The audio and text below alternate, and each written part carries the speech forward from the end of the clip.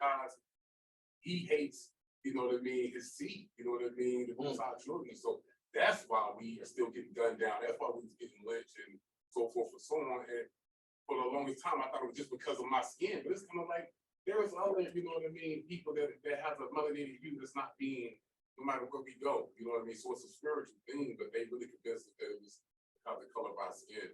But when I hear this Amos, it just jumps out, man. It's like the Most High saying, "You the only one I've known that creates that hate." You know, that's why. Do me a favor and read for the Mashapah, Hebrews chapter 12. Hebrews chapter 12. If you could turn to Hebrews chapter 12 for me. Hebrews chapter 12. Turn to Hebrews chapter 12 for me. And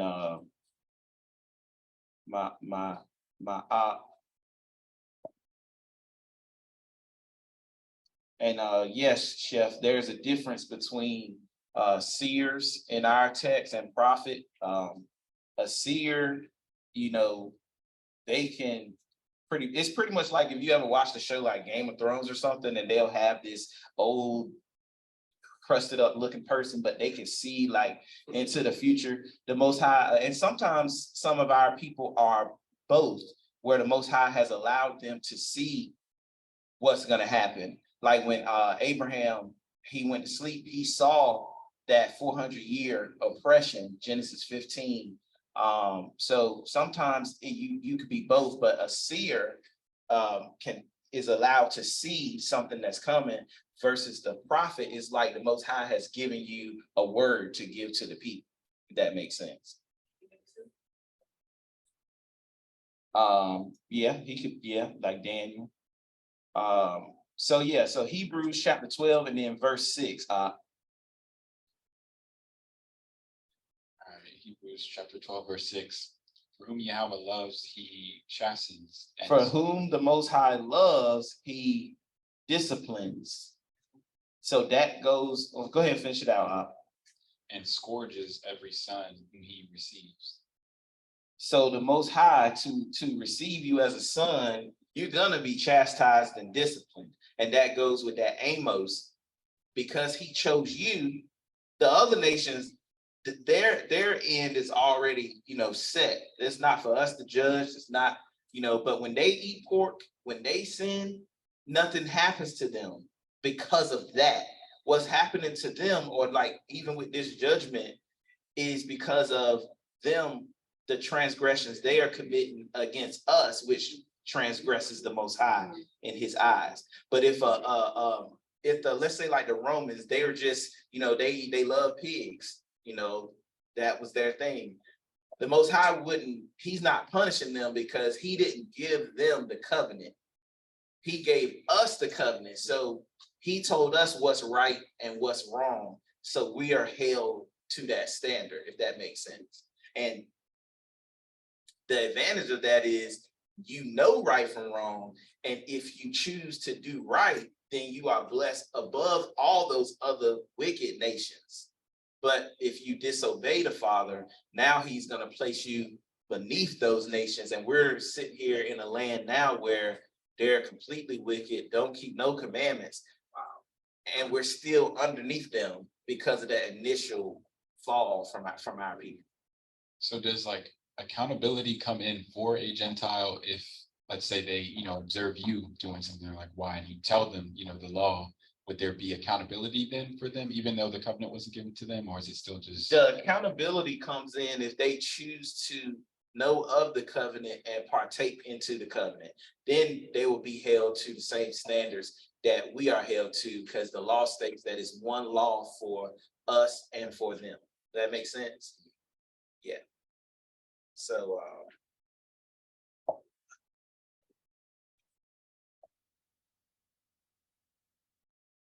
all right. So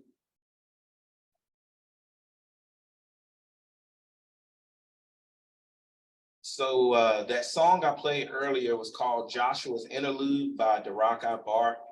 And this was one of those verses that came to me during this class because, you know, we're going to talk about the end from the beginning. We're going to talk about prophecy. We're going to talk about plagues. We're going to talk about judgments.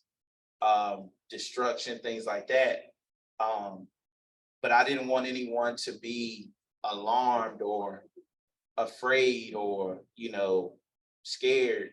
And this verse came to my mind, and I believe it was directly from the Father. I got a newer Bible, and I don't even have it highlighted in here. So like it's highlighted in my digital, but it wasn't something that I was looking at. So I remember that brother had made that song, Joshua's Interlude. And it's just an encouraging song to let you know, not to worry. Most High, he has you. The Most High is still on the throne. So with that one, I think I want to read this one, because it's kind of similar to us as well. This was the time period where, Masha was gone, and now we're getting ready to enter into the land and the Most High promised. And, once we come out of here, we're going to start making that same track and trail. And this class right here is a part of, I had these notes, some of the notes, not all, some of the notes for like a year or 2 years, but I got to a certain place and I didn't know how to put it in a package where people could understand it, like a class setting. So I just took bits and pieces out of stuff that I've had, and then whatever the Father, directed me to, I just added that in. So this is just another part one. Last week we talked about works, and that was just part one for the works versus the grace, or versus faith in the Greco-Roman sense. But this week I want to talk about, prophecy, the end from the beginning, and revelation. And there's a segment here that I hope I get to. It's called I'm Him. And we'll talk about that too. So Shemai, if you're at Joshua chapter 1. Shemai, Joshua chapter 1, verse 1. Now, after the death of Masha, the servant of Yahweh, it came to pass that Yahweh spake unto Yahushai, the son of Nawan, Masha's minister, saying, Masha, my servant, is dead. Now, therefore, arise, go over this Jordan, or Yarden, thou and all this people, unto the land which I do give to them, even to the children of Yasharallah. That even there means pretty much like especially, or it's just making a significance, but that even is not really in the text. Every place that the sole of your foot shall tread upon, that have I given unto you, as I said unto Masha, from the wilderness and this Lebanon, even unto the great river, the river Euphrates, all the land of the Hittites, and unto the great sea, toward the going down of the sun, shall be your coast. There shall not any man be able to stand before you all the days of your life. As I was with Masha, so I will be with you. I will not fail you, nor forsake you. Be strong and of a good courage, just like the song said. Be strong and of a good courage. For unto this people shalt thou divide for an inheritance the land which I swear unto their fathers to give them. Only be thou strong and very courageous, that thou mayest observe to do according to all the law which Masha my servant commanded thee. Turn not from it to the right hand or to the left, that thou mayest prosper whithersoever thou goest. This book of the law shall not depart out of thy mouth, but thou shalt meditate therein day and night, that thou mayest observe to do according to all that is written therein. For then thou shalt make your way prosperous, and then you will have good success. So how do you have good success? Keep the commandments. Have not I commanded thee, be strong and of good courage, be not afraid, neither be thou dismayed, for Yahweh the Elohim or power is with thee, whithersoever thou goest. So all praises for that. And that's why I wanted to just play that song in the beginning to kind of set the tone, to set the tone and to set the mood for before I get into the stuff that may sound bad or scary or whatever it may be. To remember to keep this in the front of your mind first. As long as you're keeping the commandments, the Father said he's going to be with you when he places his spirit upon you. Pretty much you're undefeated. You can't be defeated. So I see Abshayah, you have your hand raised. You can go ahead.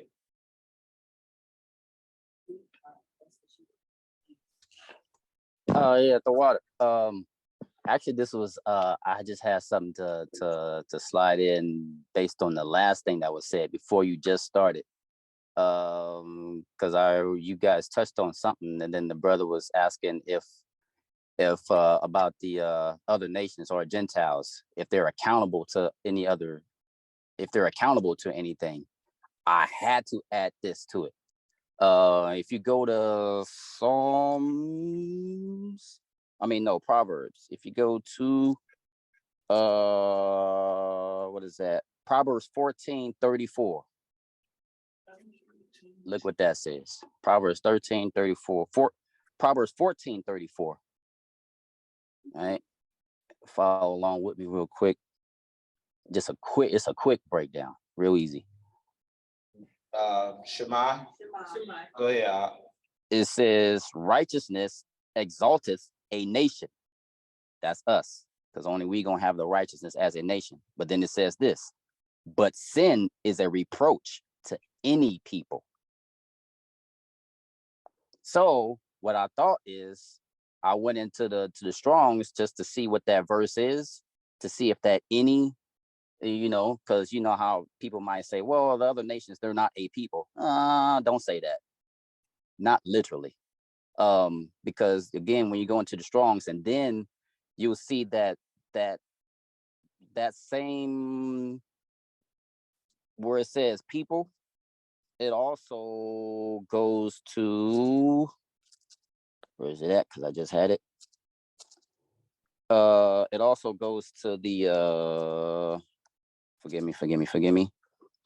It connects to Genesis. It connects Genesis 25:23, where it says, when it talks about two nations are in thy womb.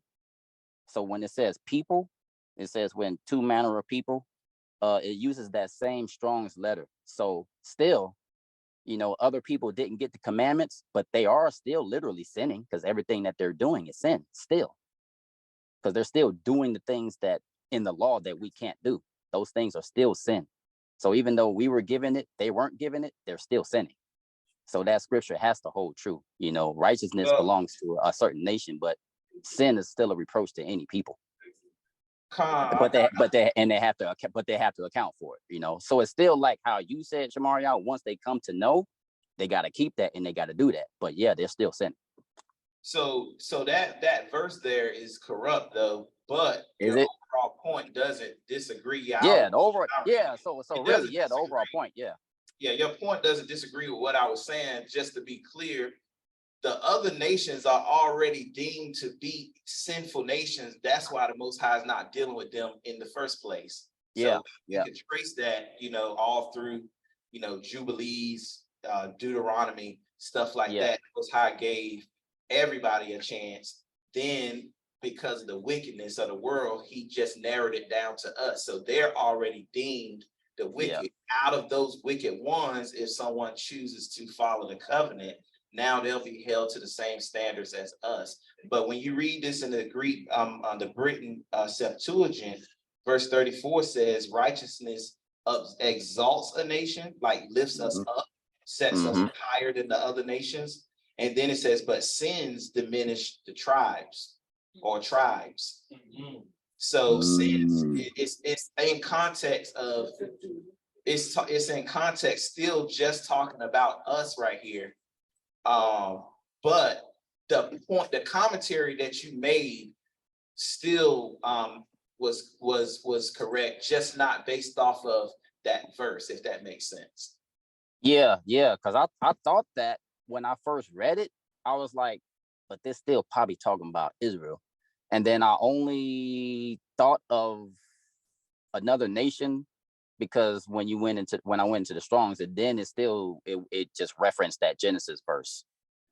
Yeah, you know, I'm yeah. sorry. Yeah, that's all. But in general, how things have been going, yeah. I mean, still other people are still sinning. They just haven't been given the law, and they just got to come into this, So yeah. Correct. Yeah, all of it is true. Correct. Yeah. Verge, you had something? Well, I didn't want to like belabor this, but I just wanted to make sure my understanding. When we start talking about, or when you mentioned how the judgment for other nations is kind of already, that's already written, but we still, there is a judgment for the nations, but would it be consistent that there's still individuals from other nations? So we still believe that like a righteous stranger or the ones who are not a natural branch still can come into this covenant. So we know the judgment is for the nation, but there's still individuals that the Most High is going to bring out, so he said we will have all the nation tongues, you know what I mean? Well, we don't want to take that out of context either, but when it says he took out of all nations, kindreds, and tongues, it's still talking about us, because we're scattered to all nations and we speak all different tongues and languages. But I did just say that. I said the nation's judgments is already set, but if an individual wants to cleave to the covenant, then they will be held to the same standard as us. That makes sense? Yeah. Okay, yeah, so it's not saying like, Olivia's mom decides to keep the covenant. No, she is welcome. She will be treated just as me and you and everybody else is treated. That's what the law says. It's one law for the stranger and for the homeborn, but the stranger wouldn't be exalted over the homeborn, but they would be accepted to dwell with us, live with us, keep the feast that the Most High say they can keep, everything. That makes sense? Yeah, that clears it up. Because one reason why I asked that, because it was like a call in, and there's so many different, within our body of the Hebrew community, there's so many different beliefs as far as who is going to, be saved and can not. So it was like one brother was saying that the nations, anybody, just like they're doomed no matter what they do. It's like, how do they come to that? But anyway. Well, let's give some text so we ain't just give philosophy. I do get tired of hearing what to say that. Just one witness that the righteous of the nations can come with us.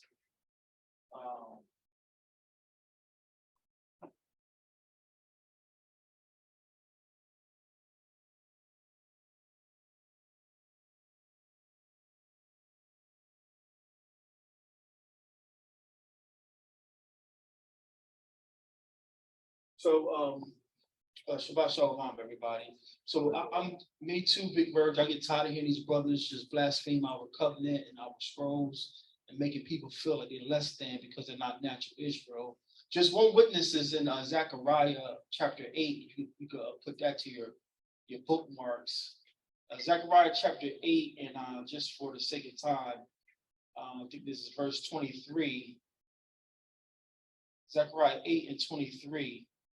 Thus saith Yahweh Tazabah hosts, in those days it shall come to pass that 10 men shall take hold out of all languages of the nations, even shall take hold of the skirt of him that is a Jew, Yahweh, saying, we will go with you, for we have heard that Yahweh is with you.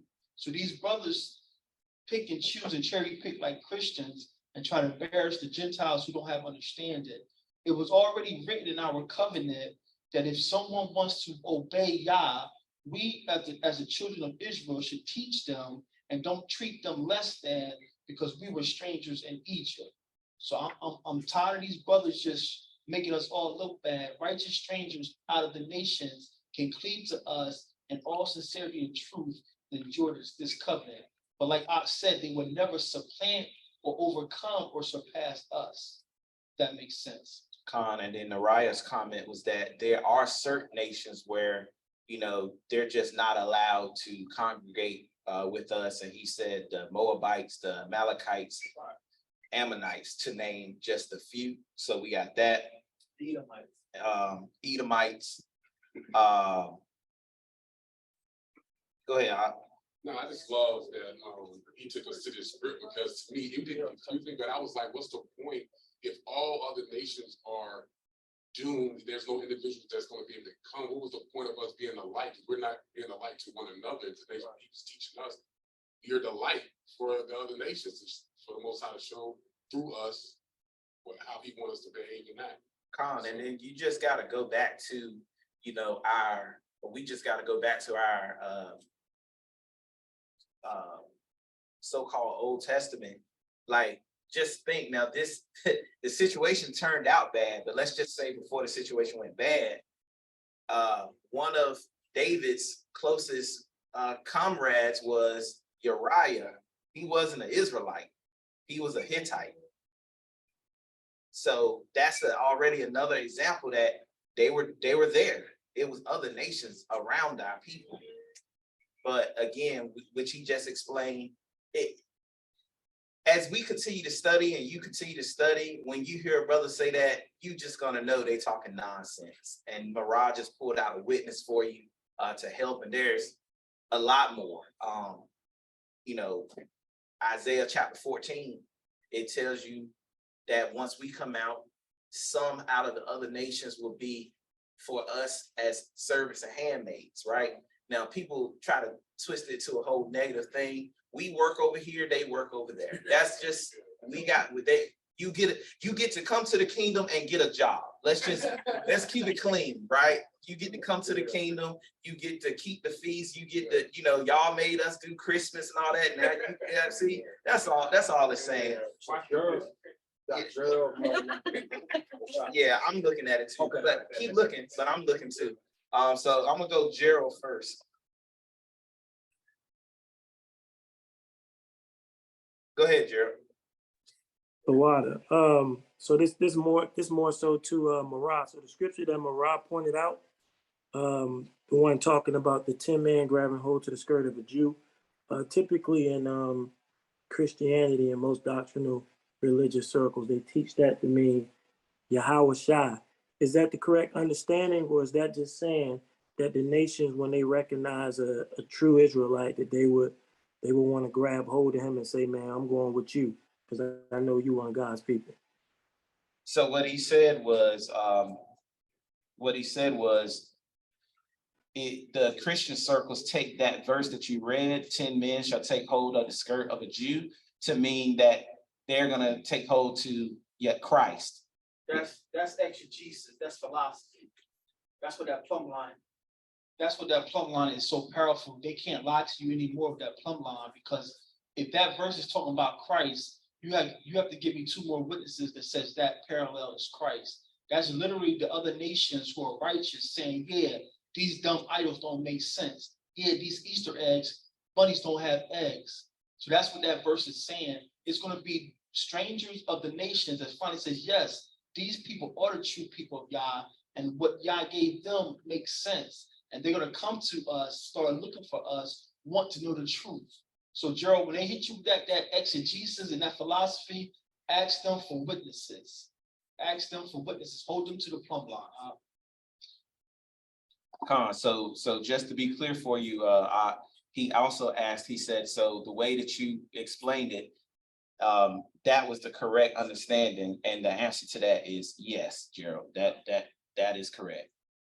And then I see Abshiyah. Water. Yeah, one last point to even the credit per se to anybody of the nations that believe or cleave. We see in the dedication of the temple in Solomon's prayer in 1 Kings chapter 8, 41 through 43. he speaks of the stranger. He says, moreover, concerning a stranger that is not of thy people Israel, but cometh out of a far country for thy name's sake, for they shall hear of thy great name, and of thy strong hand, and of thy stretched out arm. When he shall come and pray towards this house, hear thou in heaven thy dwelling place, and do according to all that the stranger calleth of thee. And it continues further on in verse 40, 43. But Solomon, that was a very important part in our nation's history, the dedication of the temple.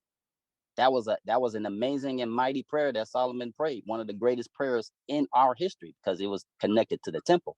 But he included the stranger from that is not of our people, that is far away, that heard about and wanted to do this. So that was so how does anybody else deal with that? What's the precept for that? What's the precept?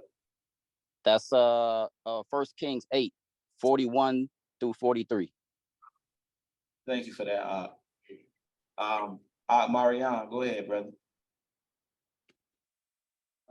Yeah, just another witness to what Akabadia was saying and everybody was saying as far as the strangers, because I know I've heard a lot of what Virgil was bringing out as far as Revelation 7 and 9.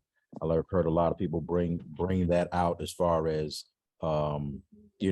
including everyone and every nation and things like that. But again, I'm glad you brought it out, Shamaria, where we are scattered to the four corners of the earth. You know what I mean? We're in different, nations and countries, speaking different languages. So, that would mean that's all of Yasha'al. But as far as the witnesses, as far as the strangers, another witness is Ezekiel 47, 22. Reading out of the Brentons, it says, ye shall cast the lot upon it. And this is speaking about the temple coming down from the Shamayam, and says, ye shall cast a lot upon it for yourselves and the strangers that sojourn in the midst of you, who have begotten children in the midst of you, and they shall be to you as natives among the children of Yasha'al. They shall eat with you in their inheritance in the midst of the tribes of Yasha'al.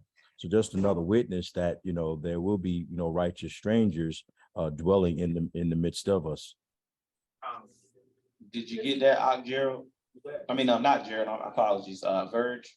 Yeah, That's three witnesses. Yeah. What was the last one? Is That was 47, 21. Ezekiel 47, 21, 21 through 23. Mhm.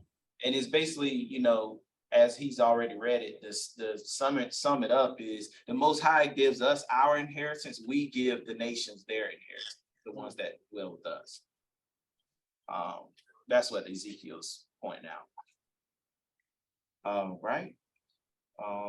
So yeah, it's just how it goes, man. Like one little question will turn into, then we gotta prove it for you.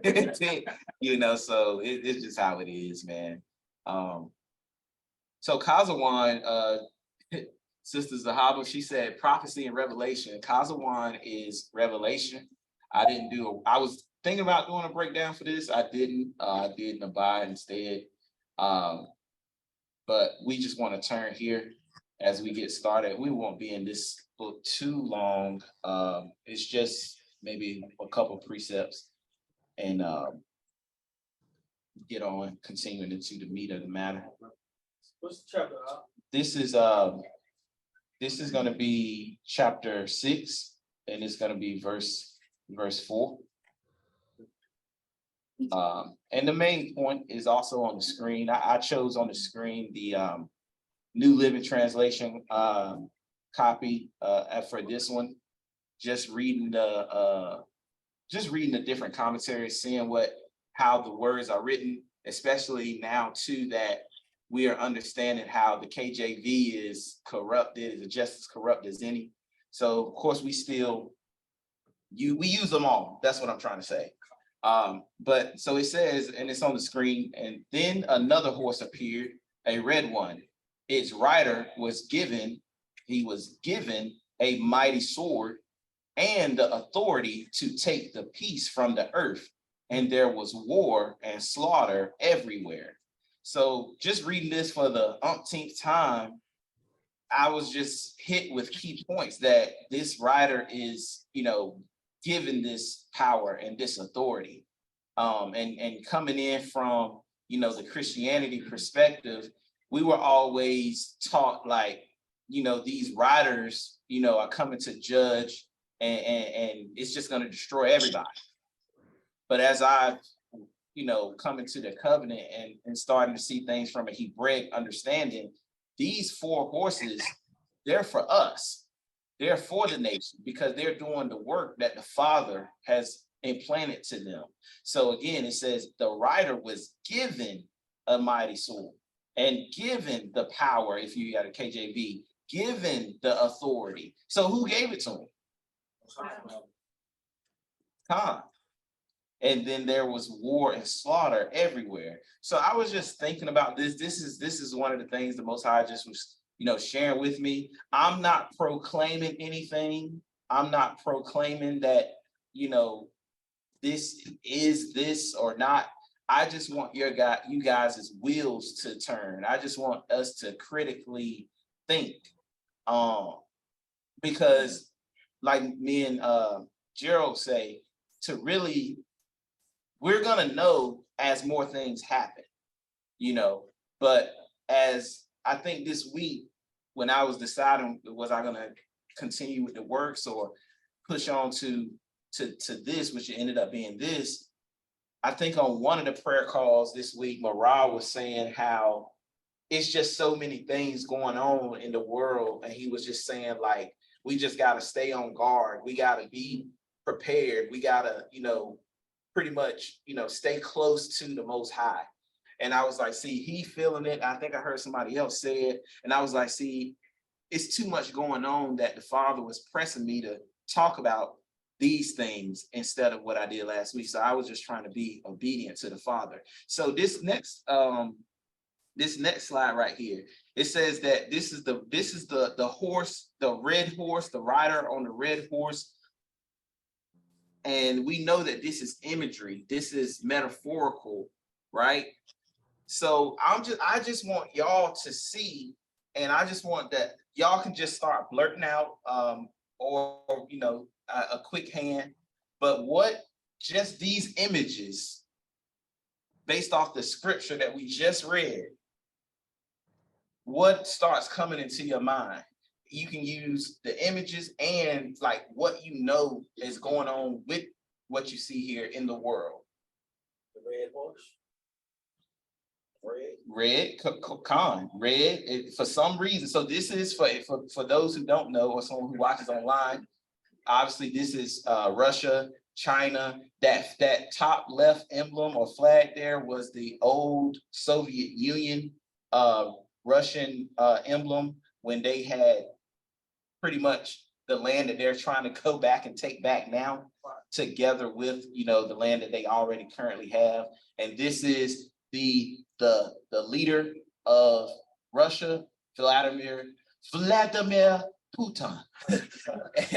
And then this is Xi Jinping, which is the leader of China.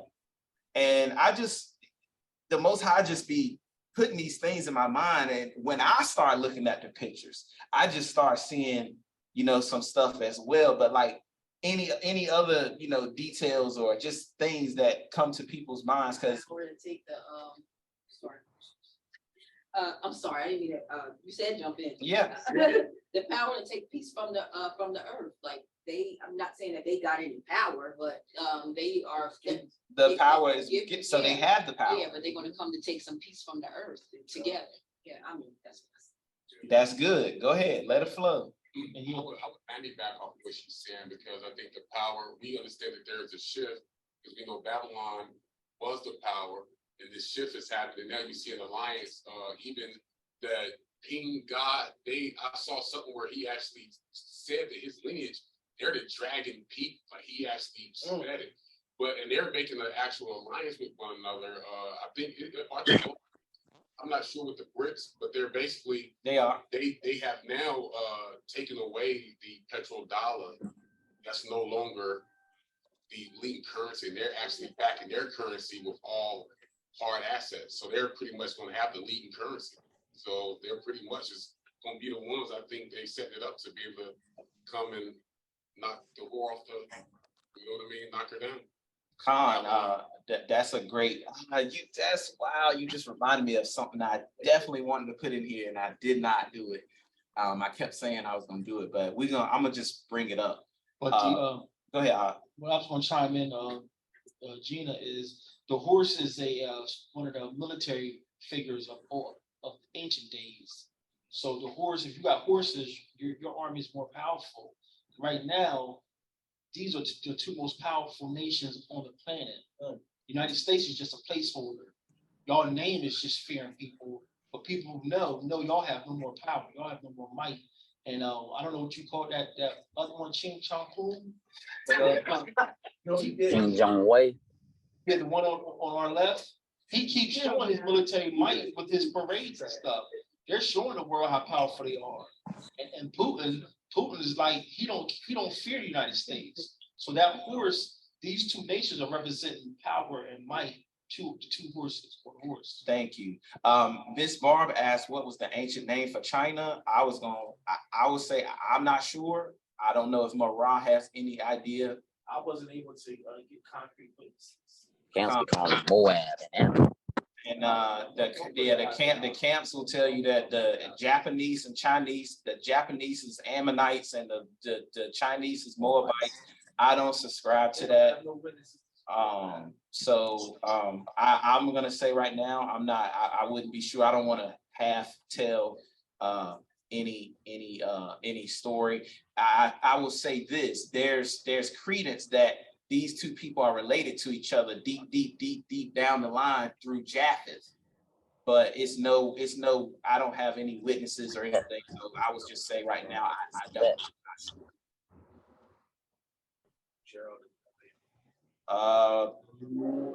Brother Anthony, and then we'll get them two online. Yeah, just real quick, my observation, I'm kind of laying back, for what Marah said with like the military might. The last part of that verse in Revelation 6:4 says there was given to him a great sword or like a great weapon, I would think. So just thinking about the like the nuclear weapons that they have, I think that like Satan 2 that Russia has, it just kind of makes me think of that. That's what I'm talking about. That's my brother right there. That is absolutely correct. I mean, that's something that made me think about is that, the might and the Satan 2, the nuke, all those things that they have. Go ahead, Gerald, go ahead. Yeah, the water. So, and you may be going here, but I'm thinking of the prophetic angle. When we learn from Daniel compared to Revelations, when talking about horns, we're talking about kingdoms. When talking about the beast power, like the beast, typically you're talking about the ruling authority, the world authority of that time. And throughout the scriptures, we see seven aspects of that. When you get to Revelations, we in this divided Rome portion. When you get the Revelations, Reggie, you're not muted. That was good, man. Keep going. When you get the Revelations, when you get to the to the part where the scarlet colored wild beast in Revelation chapter 17, we got to remember with Russia and China, those BRIC nations, they were not a world ruling authority to be a beast system prophetically. However, they are horns with power. And what's significant about Revelation 17 is the Most High himself puts it in the hearts of the kings of the earth, the horns, to hate the woman. And they come together. Those 10 kings come together with that scarlet colored wild beast and rule for 1 hour. And that's going to be who Christ come in war with.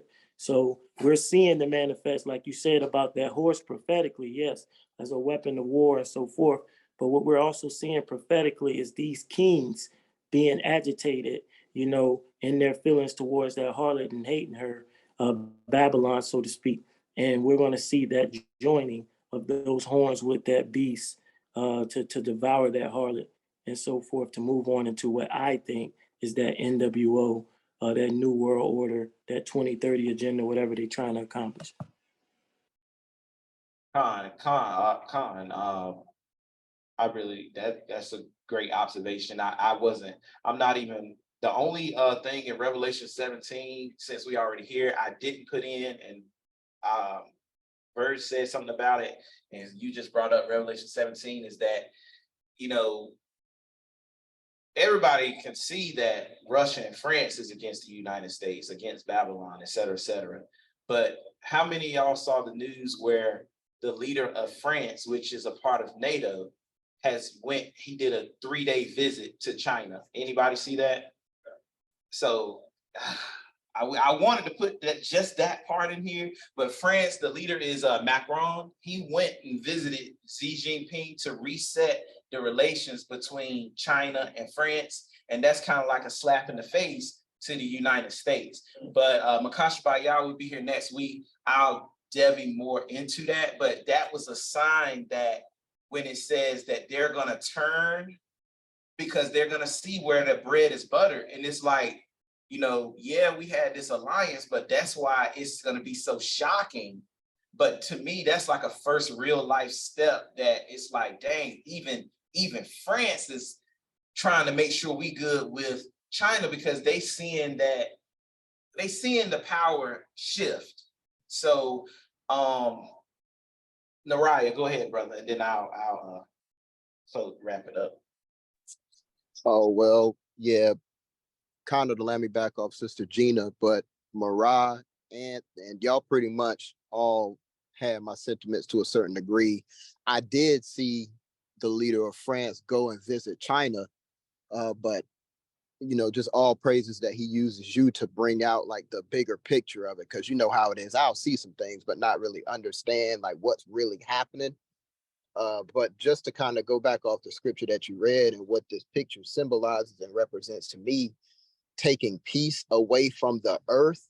When you think about it, because America has been in power with the fiat currency controlling the oil and all of that stuff for so long, by this stuff changing, it's almost putting things in disarray. So China and Russia coming together, they both, just like what Marah had said, they both not only have been showcasing their military might, but they have been very vocal expressing how they are capable and more powerful than America now. Like they straight up saying, yeah, we are strong enough to destroy America. Both China and Russia have said that. They are both on record. So with all of these things happening, just like Gerald said, I do believe to a degree with this BRICS and all of this stuff, this is the nations forming a confederacy against Babylon, or in this case, America. But those are just some of the things that I see when I look at this picture. And it's just funny to me, like how, you know, the Most High, you know, had Yahushua go show John, and he said, well, he sees the red one, and it's like everything up there is red. Their coat of arms, those booklets they hold in their hand, where they came up with the agreements that they came up with, the coat of arms, the Russian red, and then, you know, the Chinese red, they both got red ties on. And then the flag that's red, white, and blue is like the current Russian flag, because I guess they're trying to be democratic, like a democratic nation. But really, that's why I put that USSR up there, because that's really what they're all about. Let me see. Zero racism in any part. And even the layout of the room, the rugs are red. Like, I was just like, man, the Most High is using this imagery, and could this be, you know, I'm not saying that this is definitive. I'm just saying it's very coincidental if not, you know. So I just wanted to throw that in there, and then I just put, you know, is this, you know, the start of that red horse? Also, the red horse, not the red horse, but China, Xi has been going to different countries, some countries in Africa.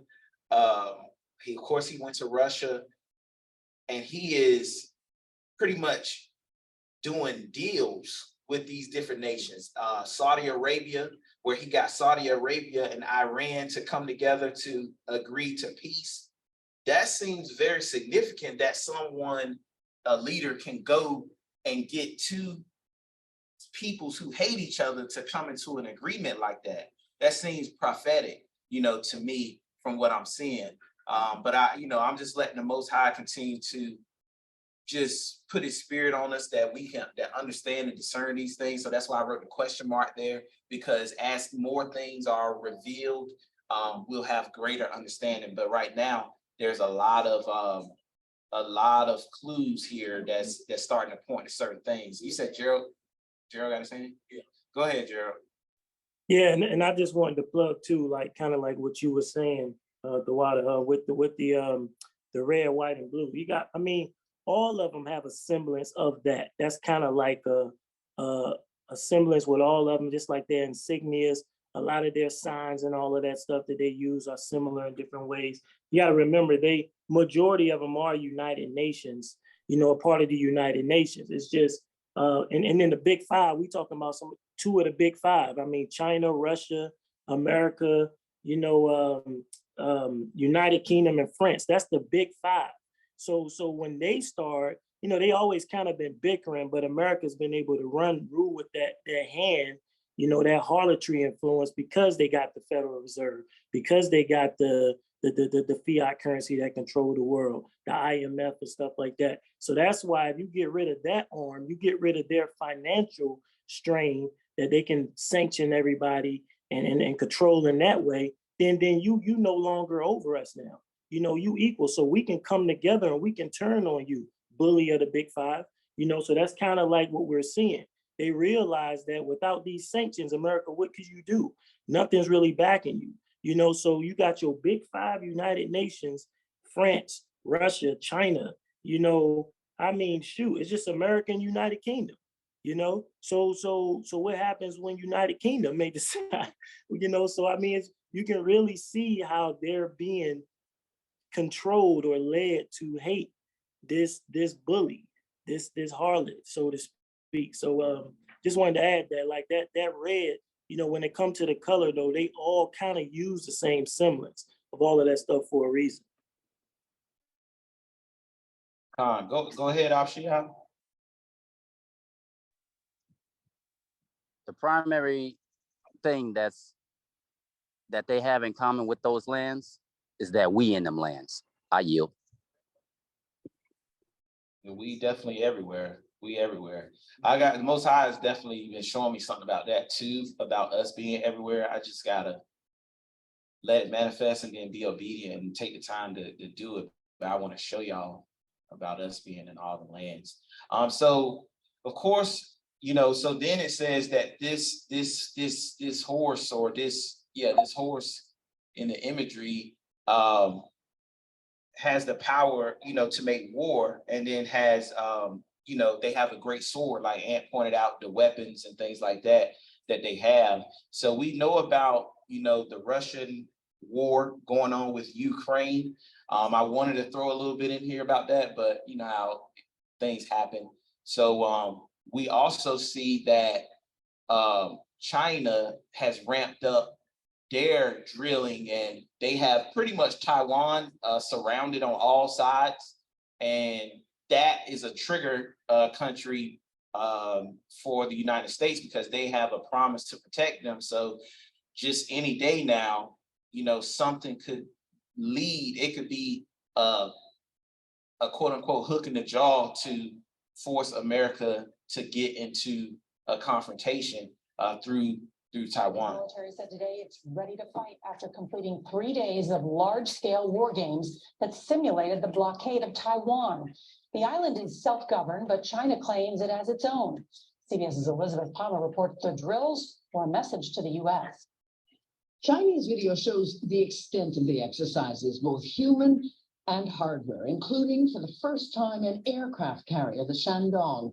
as well as nuclear-capable bombers. Today's live fire drills rehearsed a blockade of Taiwan, and as this Chinese animation shows, strikes against specific targets on the island. In Beijing, the foreign ministry spokesman said the exercises were a serious warning to Taiwan's separatists and what he called external forces, that is, the US and its allies. Specifically, their retaliation for the meeting in LA between President Tsai Ing-wen, who insists Taiwan will remain independent, and Speaker Kevin McCarthy, who signaled the US would help protect it from China. We will honor our obligations and reiterate our commitment to our shared values, behind which all Americans are united. To the Taiwanese taking a break on Taipei's network of cycle trails, the exercises were unpleasant but familiar. Taiwan's Coast Guard released video of sailors warning Chinese warships from a safe distance to back off, but they are seriously outmanned and outgunned. So there was a sigh of relief when the Chinese declared the exercises over this afternoon and headed home. To everyone's relief, this round was just practice, but there is still a potential for war for Taiwan, though at the moment, all sides say they want to avoid it. Elizabeth Palmer, CBS News, Taipei. So usually when someone is doing large scale drills like that, do y'all think it's just for a drill, or do you think there's an intent behind it? Intent. Definitely an intent behind it. And, you know, this is mainstream news, but, you know, if we took the time and dug through a lot of the news articles, China's already said, we taking Taiwan. It's not like, oh, we don't want to, et cetera, et cetera. They've already said it's just a matter of time. So, you know, of course, they're going to try to make it sound some type of way on the mainstream news. The next one is Revelation chapter 6, verse 5 and 6. And we covered this before. So that's why I threw this in the beginning. And I'll just read it. We were already right there. So Shema.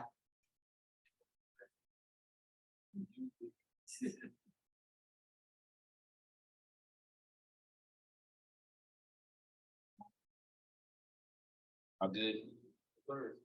It says, when he, the Lamb, broke open the third seal, I heard the third living creature call out, come. I looked, and behold, a black horse of famine. And the rider had in his hand a pair of scales, a balance. And that verse right there, it kind of made me think of how everyone's talking about like him having a balance in his hand, almost like a reset, like a transfer of one to the other. Like, okay, like almost not that necessarily a time's up, even though it is, but it just some reason triggered in my mind like things have been unbalanced for so long against like us that it's time to balance the scales out, if that makes sense. That's just something that came into my mind. And then it says, and I heard something like a voice in the midst of the four living creatures, a quart of wheat for a denarius. And then they just put in the New Living Translation, a day's wages, and 3 quarts of barley for a denarius, and do not damage or do not waste the oil and the wine. So everyone in here, you know, we've talked about this. We've seen the effects in the last 2 weeks. Everybody's talking about, you know, the dollar crashing, the destruction of the dollar. And, you know, Pete Verge said it earlier, you know, how other nations like China now is going to all these other countries and saying, hey, instead of me and you doing deals using the American dollar, how about we do deals and use our currency, the yuan, or, you know, I think the Russian ruble. They're all coming up with deals to separately deal with each other. There's some things where they still have to use dollars, right now, oil. That's why it's so big on what's going on between them and Saudi Arabia. You know, Makash Fayad, the next, you know, couple weeks too, we'll get more deep in depth to some of these things.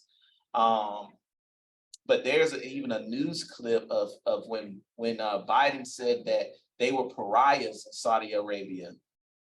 He then had to recant and go visit them and try to smooth over the relations. And one of the reporters said, "Are we still pariahs?" And the Prince of Saudi started laughing. And most recently, they've come out and stated that they're no longer worried about the consequences or the threats of the United States. So that's a huge, huge thing, because once that domino falls, then, we can just overnight, our whole entire lives, are changing. So with that balance in hand and talking about the death of the dollar, this is a short clip from YouTube, a brother Truth Unedited. Just for anyone who goes and visits that, we don't subscribe to everything that he says. Just want to put that disclaimer out. But this is just a short clip about him, and just to make sure he got his credit about the Great Reset and the dollar, and how this thing has been planned for a long time. And that's why I sort of titled it loosely, "The End from the Beginning." Because the Most High has already told our forefathers what was going to happen and how it's going to happen. So, or what things we would be seeing happening in this time. So here's a short clip about, possibly this spirit of this horse that has these balanced scales in his hand. I've heard of the Great Reset, but don't know much information in regards to what the Great Reset is speaking of. This is such a big subject, it's hard to pinpoint on one thing when there's so many things to discuss. We are talking about a Great Reset. They are planning for an economic reset, a societal reset, a geopolitical reset, an environmental reset, a technological reset, and an individual reset. This is exactly why they are calling it a Great Reset. All the areas of our lives are being reset. This is not a conspiracy, but a developed plan that is being spoken of so that initiated can prepare for it. But in reference to the dollar collapse, listen to what they said, just so you can understand that this coming dollar collapse is not just some event that is happening because of some miscalculations. In regards to the economic reset, listen to what it says about the United States dollar. 1.2.3.2, the fate of the US dollar, page 72. For decades, the United States has enjoyed the exorbitant privilege of retaining the global currency reserve, a status that has long been a perk of imperial might and economic elixir. To a considerable extent, American power and prosperity have been built and reinforced by the global trust in the dollar and the willingness of customers abroad to hold it, most often in the form of United States government bonds. For quite some time, some analysts and policymakers have been considering a possible and progressive end to the dominance of the dollar. They now think that the pandemic might be the catalyst that proves them right. On the one hand, managing the economy sensibly, doubters of the United States dollar dominance point to the inevitable and sharp deterioration of the United States fiscal position. In their mind, unsustainable levels of debt will eventually erode confidence in the United States dollar. Just prior to the pandemic, the United States defense spending, plus interest on the federal debt, plus annual entitlement payments, Medicare, Medicaid, and Social Security, represented 112% of federal tax receipts versus 95% in 2017. This unsustainable path will worsen in the post-pandemic, post-bailout era.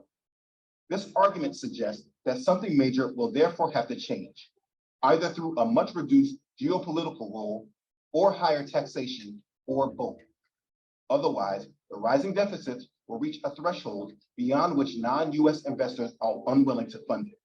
After all, the status of reserve currency cannot last longer than foreign confidence in the ability of the holder to honor its payments. As for a global virtual currency, there is none in sight yet, but there are attempts to launch national digital currencies that may eventually dethrone the United States dollar supremacy. Ultimately, the possible end of the United States dollar's primacy will depend on what happens in the United States. As Henry Paulson, a former United States Treasury Secretary, says, the United States dollar prominence begins at home. The United States must maintain an economy that inspires global credibility and confidence. failure to do so over time put the US dollar position in peril. And that was written in 2020. So yeah, they know it's coming.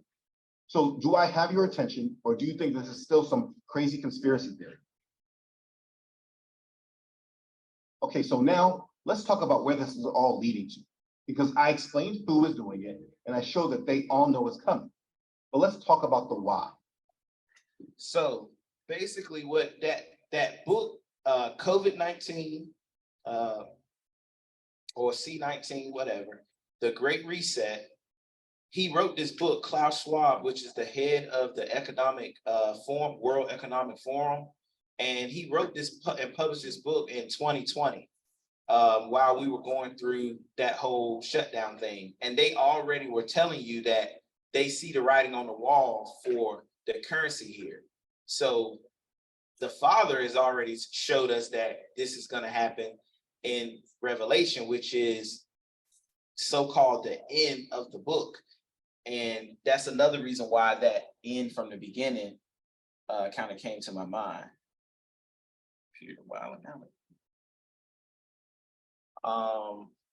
So he also too, he said that he wanted to talk about why, they just want to give us a new currency, a new this, a new that. But really the short answer to that question is, it's because of us.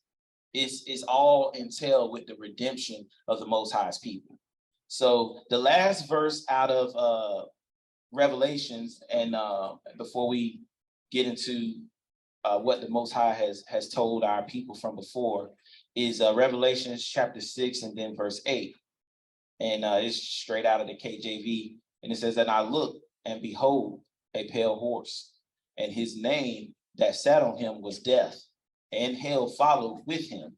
And power was given unto them over the fourth part of the earth to kill with the sword, and with hunger, and with death, and with the beast of the earth."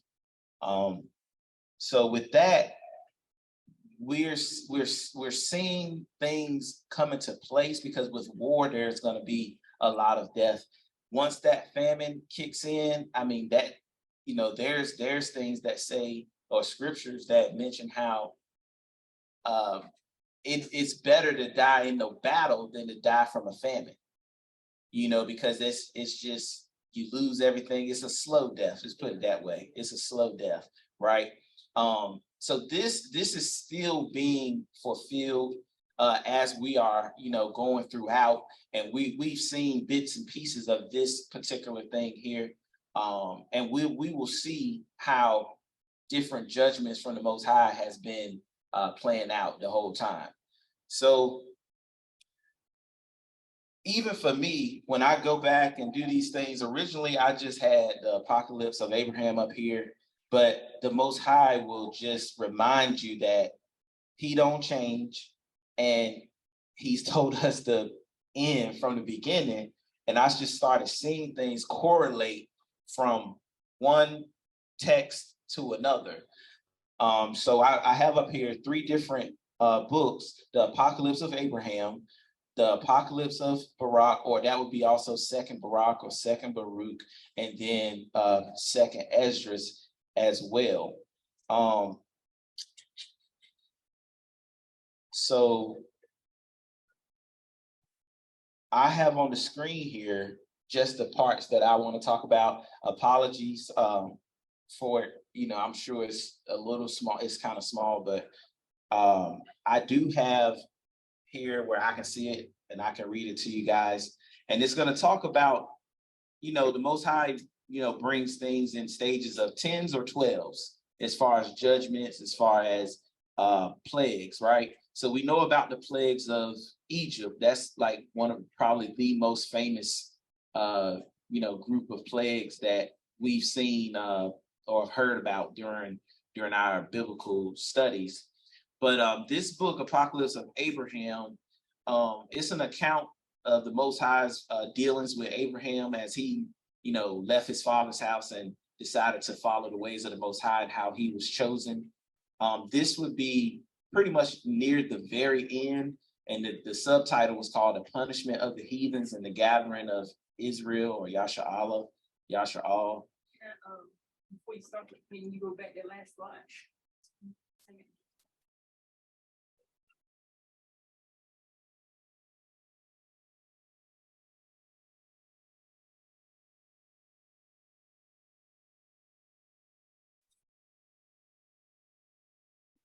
And you would have seen those names again anyway. So here, glad you said that, because I wanted to give a little bit of context. I think.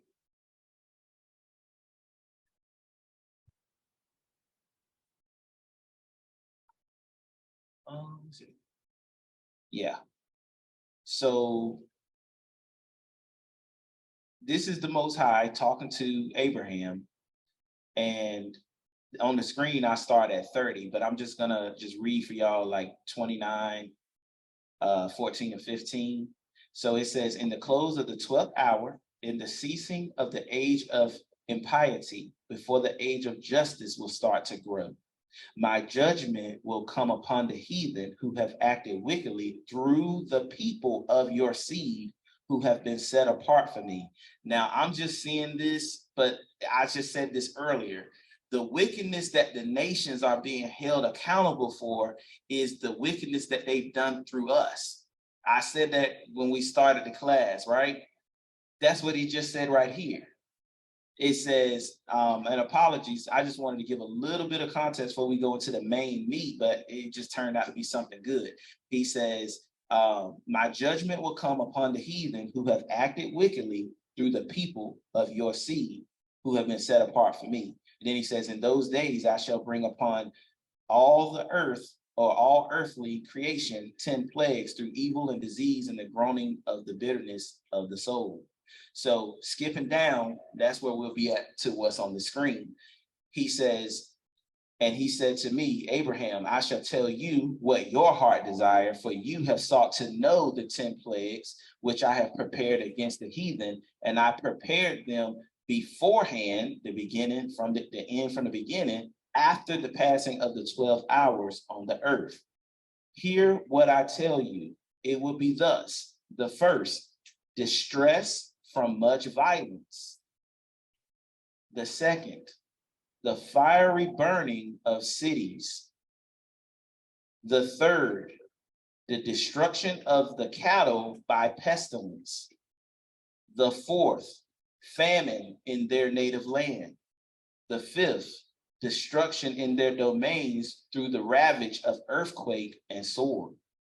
The sixth, hail and the increase of snow. The seventh, wild beasts shall be their grave. The eighth, famine and pestilence will take turns in their destruction. The ninth, punishment by the sword and flight in distress. The 10th, thunder and voices and ravaging earthquakes. Verse 31, we'll come back to that towards the end. So I went more into depth on what some of these plagues are or what's happening, because obviously Abraham comes, he's pretty much the establishment, the kind of in the beginning compared to the other two books. So then the Most High spoke to Barak and spoke to Esdras, right? So there is the second book of Baruch, chapter 27, and he has a list of judgments and plagues that's coming upon the earth. And this wasn't even my intention at first, but then I just started seeing things and I was like, man, let me just try to put a little visual of a comparison of these plagues as we go a little bit deeper into them. So I want Brother Anthony to read the second Baruch, chapter 27. And I have the plagues like that we're going to be hitting on the screen for people already. And there's another couple screens as well. So. All right. Second Baruch, chapter 27, verse 1 reads, and he answered and said unto me, Into 12 parts is that time divided, and each one of them is reserved for that which is appointed for it. In the first part, there shall be the beginning of commotions. The beginning of commotions. Go ahead. And in the second part, there shall be slayings of the great ones. And in the third part, the fall of many by death. And in the fourth part, the sending of the sword. And in the fifth part, famine and the withholding of rain. And in the sixth part, earthquakes and terrors, wanting. And in the eighth part, a multitude of specters and attacks of the Shadayim. And in the ninth part, the fall of fire. And in the 10th part, rapine and much oppression. And in the 11th part, wickedness and unchastity. And in the 12th part, confusion from the mingling together of all those things aforesaid. For these parts of that time are reserved, and shall be mingled one with another, and minister one to another. For some shall leave out some of their own, and receive in its stead from others, and some complete their own, and that of others, so that those may not understand who are upon the earth in those days, that this is the consummation of the times. The water for that. So some key points that he just said, when it said that attacks of the Shadyam or the Shadayim, that is evil rawaks, evil spirits, demonic attacks.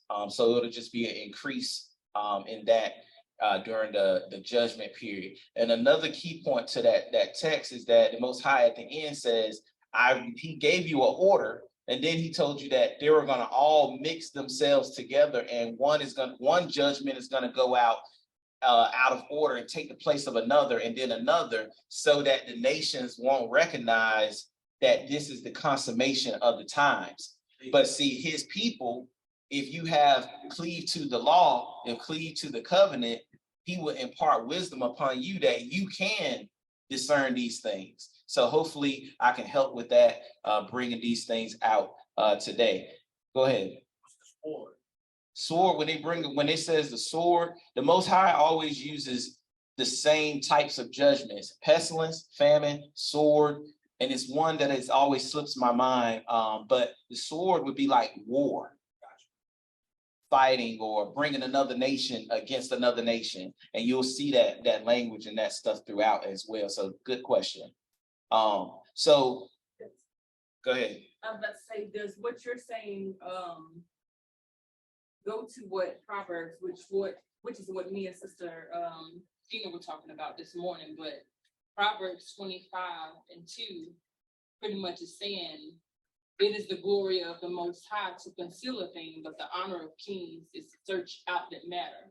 And you're necessarily not gonna get it unless you are following the law, statutes, commandments. Like, he's only revealing those things to his people. And that search out the matter. Right. Is key. I would say, sis, look up that verse in Septuagint, because if it says princes, you know it's for us. Yasharal. Yeah. So Khan, yeah, actually that's a great precept. What precept was that again? That's Proverbs 25:2. Read it one more time. It is the glory of Yah to conceal a thing, but the honor of kings is to search out a matter. Khan. So the Most High, these things are happening out of order in different random seemingly places, because the judgment is over the whole earth. And people will say things like, oh, this happens all the time. This is nothing out of, but that's how we know that those people are in confusion. So the Most High told Abraham that there was going to be distress from much violence. That would be equivalent or similar to the commotions. Then the fiery burning of cities. He mentioned in Barak that there's a fall of fire as well that's coming. And then they mentioned the destruction of cattle by pestilence, famine in their native land with Abraham. And then he mentions in Barak, famine and the withholding of rain. Go ahead, Mara.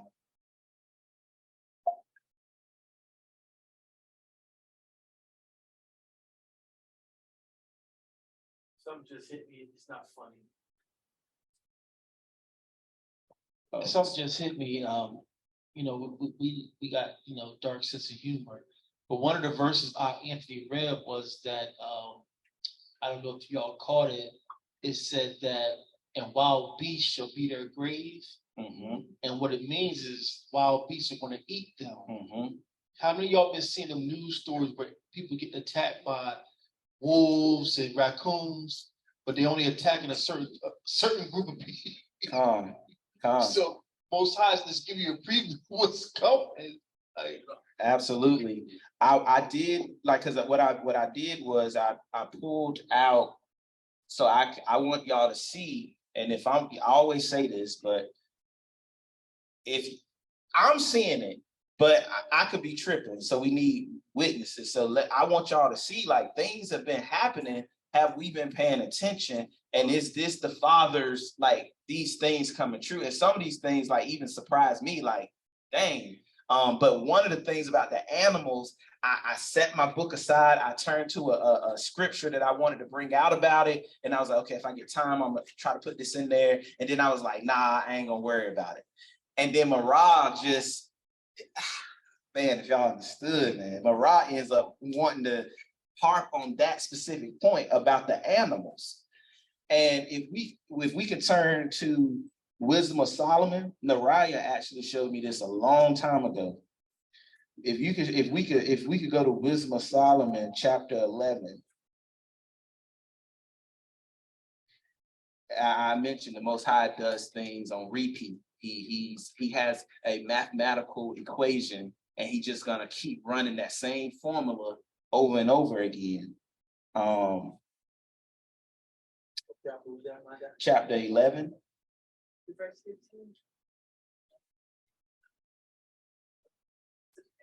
I'm trying to get some context here. I want to start. 11.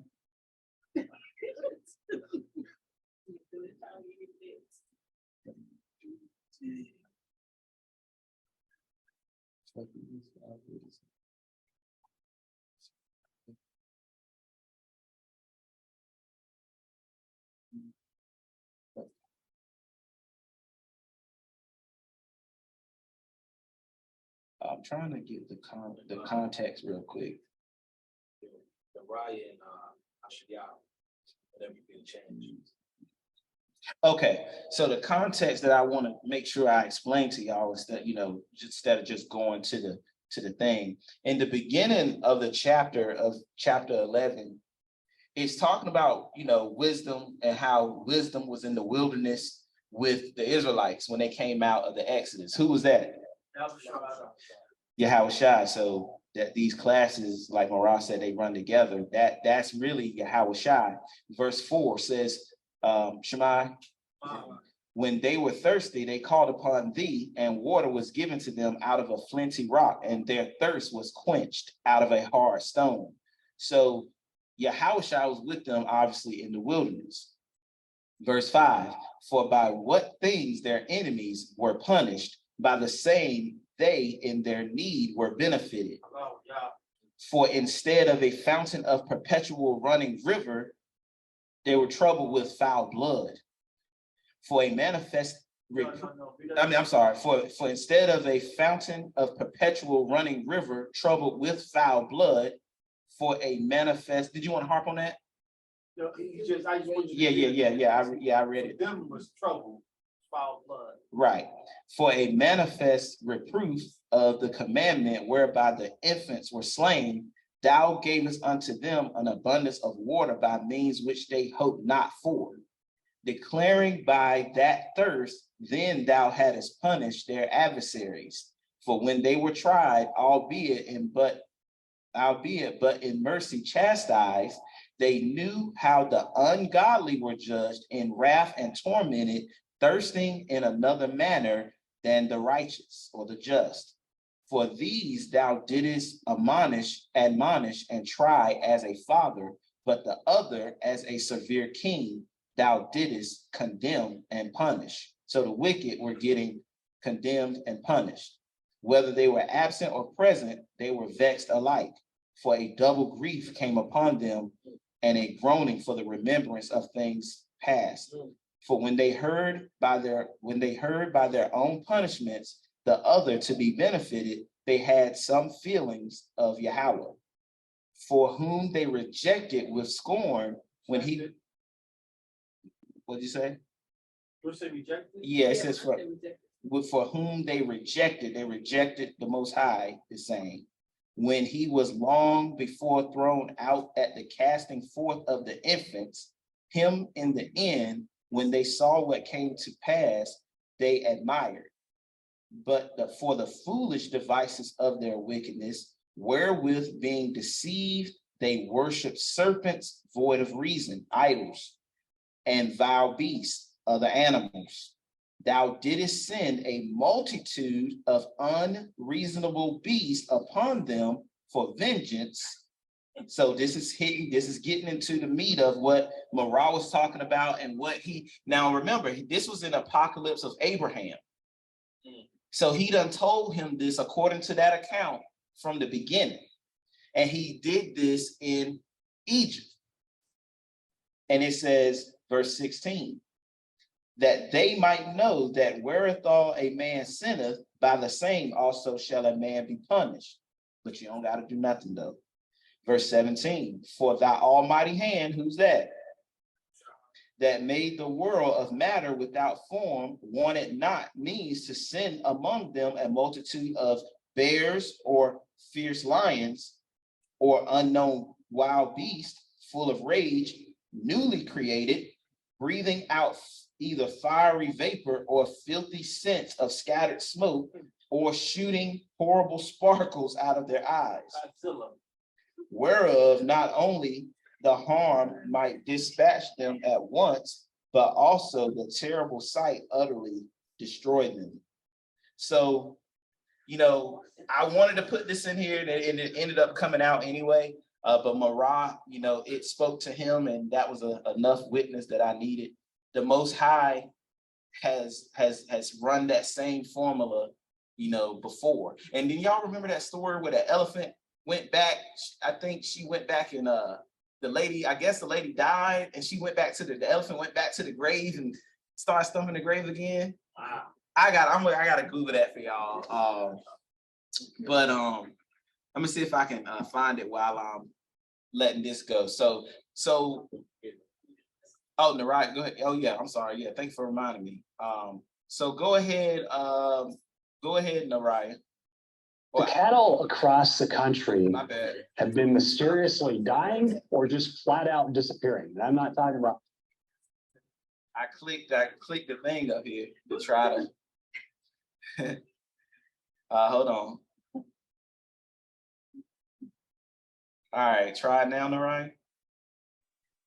Con, I was gonna hold my peace because you know how I've been saying it for years. Hey, these folks better stop messing with these animals, man. I was saying that before I even read this, but I was gonna ask y'all, did y'all see the video of it was a non-melanated family, and there was a dispute on social media because the dog had bit the face of their little baby girl, and they decided to keep the dog anyway. And I say all that stuff to say all these dog lovers, because they're beasts too. If you ain't keeping these commandments, you better watch that thing.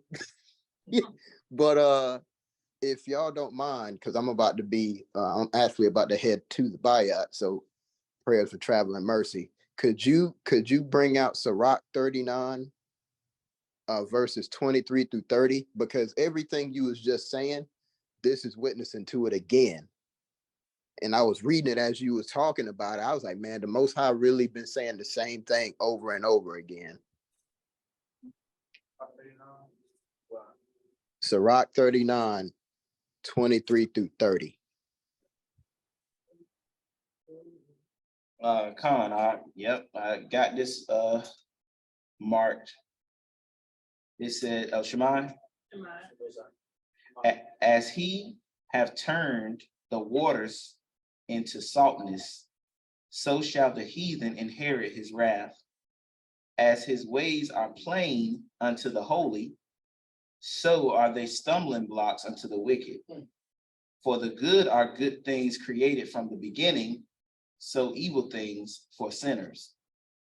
The principal things for the whole use of man's life are water, fire, iron, salt, flour of wheat, honey, milk, and the blood of the grape, or the wine of the grape, and oil, and clothing.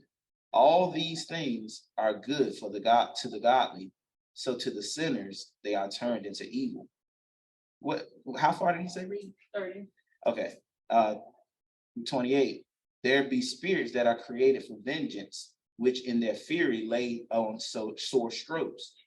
In the time of destruction, they pour out their force and appease the wrath of him that made them, Thawada.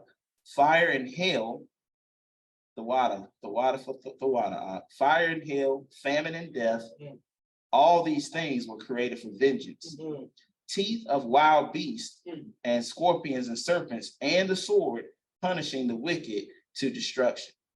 So all praise for that, because that's I have something in here about hell and some different stuff about that. And this is a third witness to what he's already said before. So all praises to the Most High for that.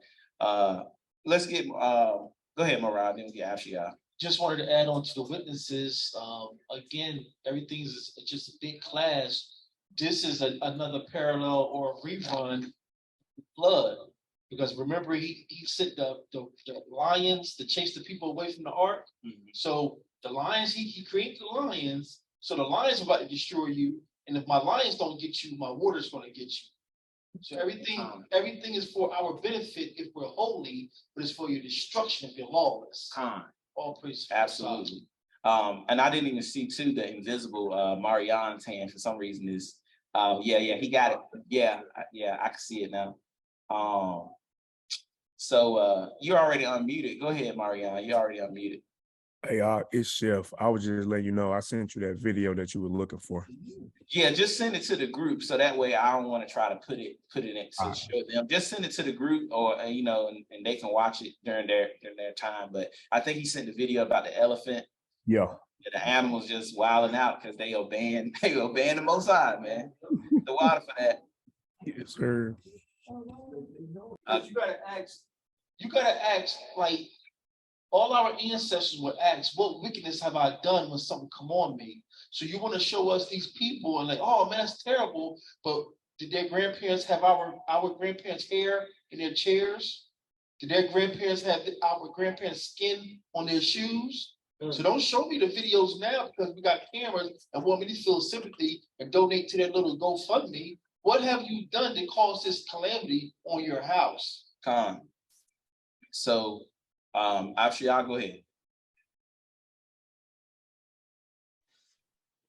Tawada. Yeah, I found it interesting that you're bringing this out because me and Nariah was just in Second Baruch chapter 27 this week and this morning.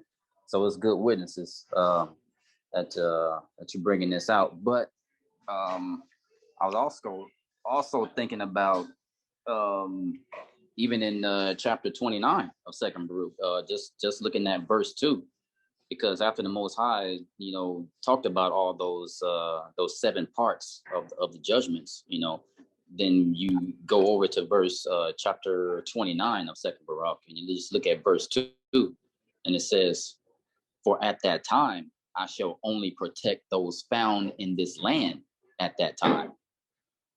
So what could that be said? Protection, I know obviously it's for his people, but that can also probably go into a whole nother topic of us not even being in this place anymore either, if you wanted to touch on that. I mean, now that is a part of my, like I said, if you've seen the notes that I got for this was started maybe 2 years ago. And yeah, that's a part of it. I wanted to try for myself to build a roadmap and a kind of like a sequence of things. And I was saying in the beginning of the class that I got to Revelation and then my brain, I got stuck. And I told Marah, he was like, yeah, I'll just table things when I can't quite put it together. So what he just was saying, y'all, was that there's a verse in Second Baruch 29 that says that those who be saved will be those who are found in this land. There's a precept to that as well in 2nd Esdras. But for now, I'll explain it, but it will come later in this series. But it's according to the witnesses that I've been able to gather, and that's one of them. We have to be out of here by a certain time of a lot of these, some of these judgments. They're already happening, so it's not, all of them, but eventually we will be in the land, and those that's in the land will be protected, while those on the outside will be subject to the wrath of the Most High. That's what he, asked me to, touch up on. But that's not really the focus yet of this. But I love that verse. Is definitely a sweet verse for us. So did anyone else have a comment or anything? Cool. So just jumping back in. Huh? Got my video? Yeah, that was Chef. Oh, Chef. Okay. Yeah. So he told Abraham there was going to be destruction of cattle specifically by pestilence and famine, right? In their native lands. And then he came back and told Barak there's going to be famine and withholding of rain. And again, you can find that same language in Ezra as well.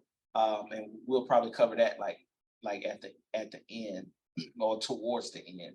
So I just started thinking about some of the things that popped into my mind. And there's one video, not this one, that we already seen. And I'm like, man, these things have really been happening. But this video here is called Cattle Mysteriously Dying and Disappearing Across the United States. I think he's going to talk about the disappearing right here, and then we'll get into the specific about how the Most High said death of cattle, through pestilence and famine. If I can. The cattle across the country have been mysteriously dying or just flat out disappearing. And I'm not talking about small numbers of cattle. I'm talking about big numbers of cattle. And I thought this would be an interesting subject to cover, since most of us are on a mid-season forced break from Yellowstone about the subject. Maybe it's a subject that should be talked about, because I don't think enough people are bringing enough attention to it. Earlier this month, a small cattle farm in Colorado lost 80 head of cattle. 80 head.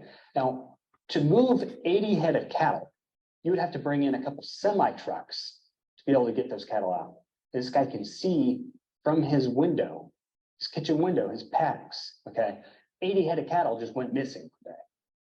80 freaking head of cattle. It would take a serious operation to move 80 head of cattle. So he didn't actually call the police right away. He went around and checked everybody else's fields around. They went out and searched the 80 head of cattle. Now they're all branded. They're branded because it's how you keep track of your cows, especially when you got that many head of cows. You can't find the 80 head of cattle. They just disappeared. And without a trace, this is the weird part. There's no tire marks, nothing. I mean, they've chalked it up at this point in time to be cattle thieves, but they didn't even leave a trace. They didn't leave tire marks. How did they get the cows out of there? What they're saying is, they came in on a full moon. It was windy the next day. The wind covered up the tracks. I don't know about all that. Exactly. 80 head of cows to lose. Now, there had been some other cattle thefts in that area just the weekend before. His cows were stolen. I think like 4 cows were stolen down the road. But we're talking 4 cows versus 80 cows. Okay, it takes a lot of planning to move 80 cows. Steve McKendry, the rightful owner of the cows. So he started off and he said that there's been, cattle in large numbers mysteriously dying, and then some are just disappearing, right? But do y'all remember when we? Heartbreaking. She's gonna just go right into it. So I'll see Her video has gone viral, being shared on Facebook more than 50,000 times. And now the Kansas Livestock Association says what happened is devastating. Takes Eli Higgins joins us now in the studio. And Eli, this is obviously horrible. So what happened? Yeah, Kitty, well, cattle die from weather around this time every year. We're told any one of last weekend's weather events wouldn't have been a problem. It was the combination of several things at once. Shocking videos like this spread like wildfire. They claiming a heat wave killed these cattle in southwest Kansas. And headlines like this claimed more than 10,000 head died. It left many people wondering if it's even real. I have seen some of the videos around, and it's, again, it's certainly not something that you ever want to see or something that you ever want to deal with. Turns out it is real. Scarlett Higgins with the Kansas Livestock Association says while she doesn't have exact numbers, thousands of cattle did die from heat stress across an area near Ulysses. She says there was a sharp temperature increase in a short amount of time, on top of a humidity increase and little to no wind. You add all of those things together in such a short amount of time, it led to cattle suffering from some heat stress in that area of the state. Kansas farmer Greg Peterson saw the video and says it could happen. He posted this on Facebook. Those heat bursts are very localized. They are not widespread. And so that would explain why it didn't hit all over the place. Higgins says while heat stress kills some livestock every year, a loss like this is devastating, both financially and emotionally. It's a significant impact, of course. These cattle would be have a value of around $2,000 per head. They're market ready animals, and any kind of animal loss is significant to a producer, to a cattle feeder, to a rancher. Anyway, no one wants to see any kind of loss like this. Now, Higgins says there are some federal disaster programs that would come into play for something like this that those ranchers will likely take advantage of to help recoup some of that loss. So it just made me think about Daniel, chapter 2, verse 21, where they talked about the changing of the seasons and how things are going to change. And it just made me think about that because they talked about the withholding of rain. And I know you also got a slide, I think, coming up about fires and things like that. So I just was thinking about that where he says he talks about and he changes the time and the season and he removes the king, going back to your first slide, and setteth up kings, and he giveth wisdom to the wise and the knowledge to them that know understanding. So just was thinking about that change in the seasons with the rains and different outbursts of different weather changes. Absolutely. I wanted to add, I've been saying for years, before this group ever came, I says, they're going to keep trying to come up with so-called scientific excuses for what's going on. And lo and behold, every time something happens, they're trying to give you a scientific reason that sounds logical if you believe in their system. We know this is the Most High's calling the end from the beginning, like I've been saying today. All praises. And just for you, Ms. Gina, I started going back and looking at the videos that I've done on like TikTok or social media, and I didn't use the fiery burning of cities with this video, but I'm gonna share it in the Telegram right now.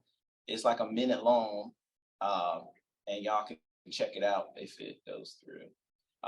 But you'll see, yeah, we know that these cities have been burning and on fire for a long time. Like Marah said, the whole point of this that I'm seeing is even a way, it's for myself as well. It's like the Most High said these things are going to happen, and they're happening. Like he said the destruction of cattle by pestilence, and we're seeing boatloads of cattle just dying. Like we just take it for granted. Right. It doesn't really mean anything to us. And that's why, like, for me, seeing it here and then seeing it in this book and then another book. And then I want to show y'all at the end why someone said, I am him. And I'm using that language because that's like the modern day language. I want to ask y'all about that and it's just, to me, it's just like the perfect shutdown.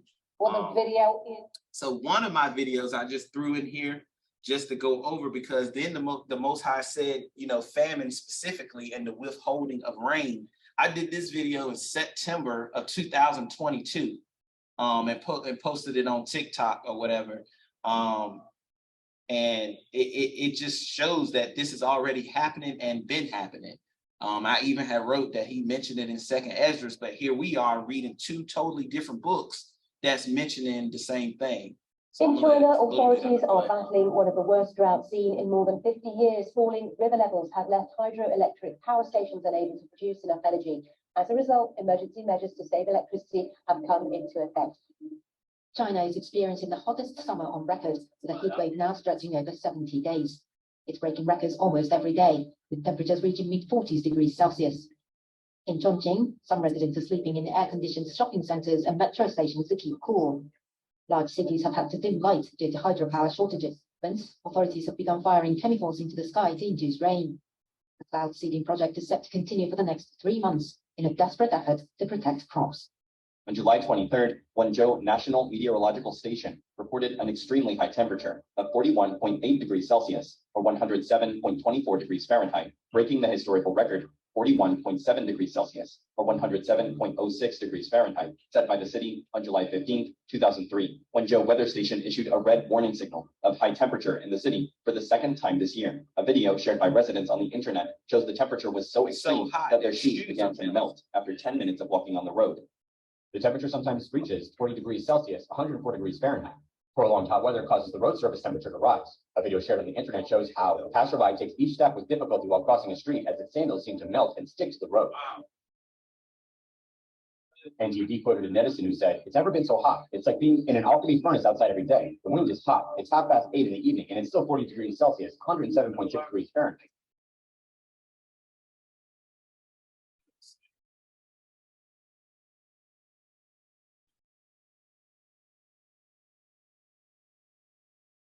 They start trying to find caves to go into and I know people was like, well, why they got coats on? But the caves were cooler, that were cool, or whatever the case may be. So they were trying to get in there, but record temperatures, and this was just a couple months ago. But we're so microwave minded, I can only hold my attention for 20 seconds that it just goes right past us. But like I said, the significance to me was that this is the Most High. If you seeking him and you studying him and you want to know what's happening or what will happen, he was so gracious enough to tell our forefathers, to tell them, to have a recording so that we can go back and read and be aware of like the times and the seasons and the place that we're in. And a couple of the things that they mentioned was the distress from much violence and the beginning of commotions. And there was a bunch I could have threw in here. We know that Israel has been going through an uprising. It's no talking, so I could just talk over it. But Israel has been going through an uprising ever since they reinstated Benjamin Netanyahu, and pretty much they didn't agree with some of the policies, and one of the people that he fired, the defense minister. Yeah. And after that, that was pretty much a last straw for them, and they just started. They started going and running and rioting in the streets, and they're actually, you'll see like later on in the clip, they're burning up places in the city, and that's why I put that fiery burning of cities in this context versus like the natural fall of fire that he mentioned to Barak, is because these people, you know, this is the start of the uproars of the people, the commotions of the people. And I could have done it, but I tried it, like videos make things go longer plus the commentary. But France, just as yesterday, is literally doing the same thing. Protesting because they disagree with Macron and some of his policies that he's been doing. And then if we go back just a couple of years, we saw that in the United States with the George Floyd situation, it was protests and uproars everywhere. And then they spread worldwide. But this is the end from the beginning. The Most High told us that when you start seeing these things, this is just the beginning.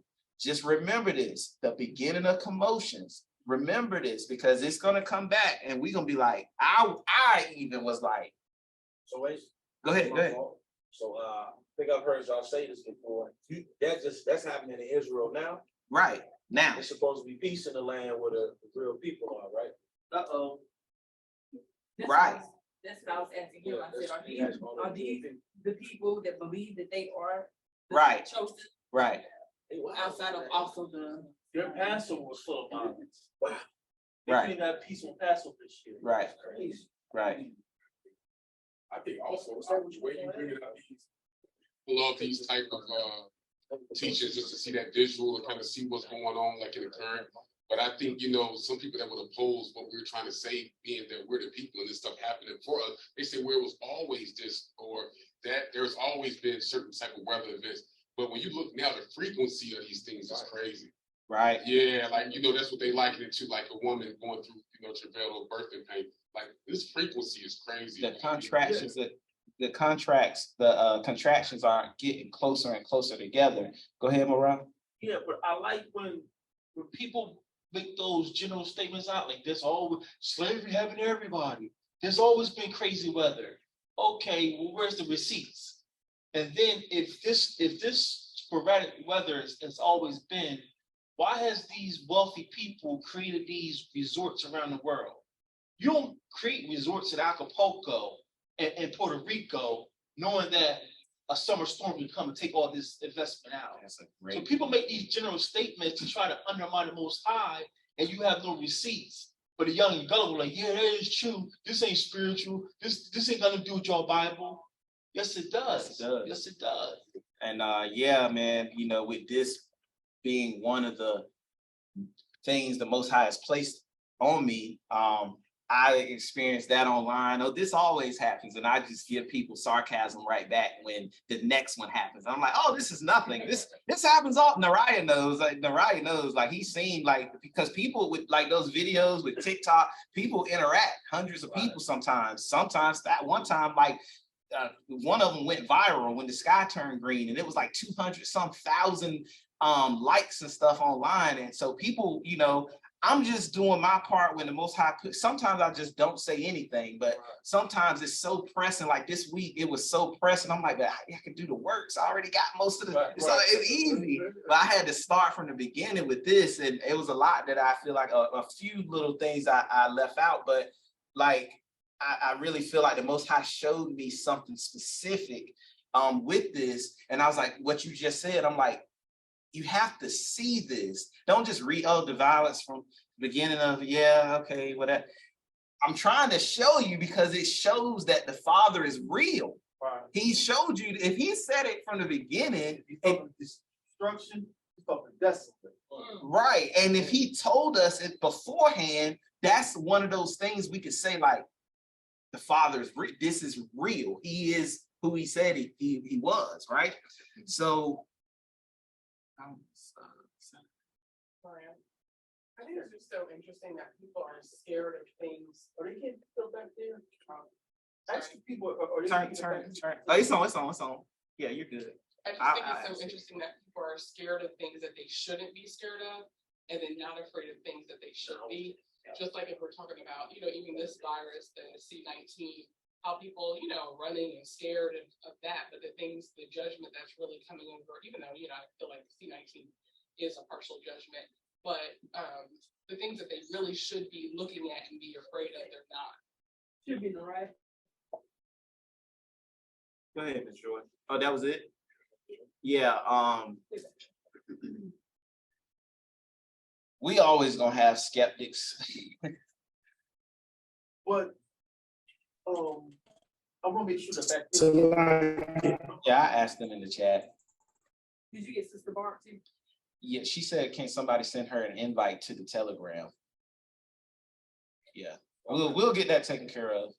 My thing is you pull 3 different actually pull 4 different Israelite writings. You pull the Apocalypse of Abraham, the church don't read from. Second Ezra, the church doesn't read from. We pull Second Baruch, the church doesn't read from. And then we pull Sirach or Ecclesiastes. 4 Israelite writings the church don't read from. And then y'all say these are not canonical, they start authoritative. But show me any other religious writings that have things that we can see witnesses that it's happening. 100%, Marah. I'm strongly feeling your passion and your delivery behind it. But we gonna cap it off at the end with writings that they do read. And it's just, I don't want to, let me just stay in the flow. Cause let me just stay in the flow. So Shalom. And so a couple of the others that they ran down and mentioned, we'll go through them quick and then pick out a few like we did before. So he says the destruction of sword and earthquakes. And then Barak, he said earthquakes and terrors. He told Abraham, famine and destruction will take turns. He told Barak, famine and the withholding of rain. Number 9, he told Abraham punishment by sword or war, and then flight and distress, like the people within the nations will be distressed. Then 10 was rapine and much oppression for Barak. Rapine is like robbery, like plunder. I was gonna put it on the screen. Time just slipped by, but I remember what it meant. Rapine, according to Oxford Dictionary, and you can type it in on Google, it's like rape, rob, and pillaging, plundering, pirating. So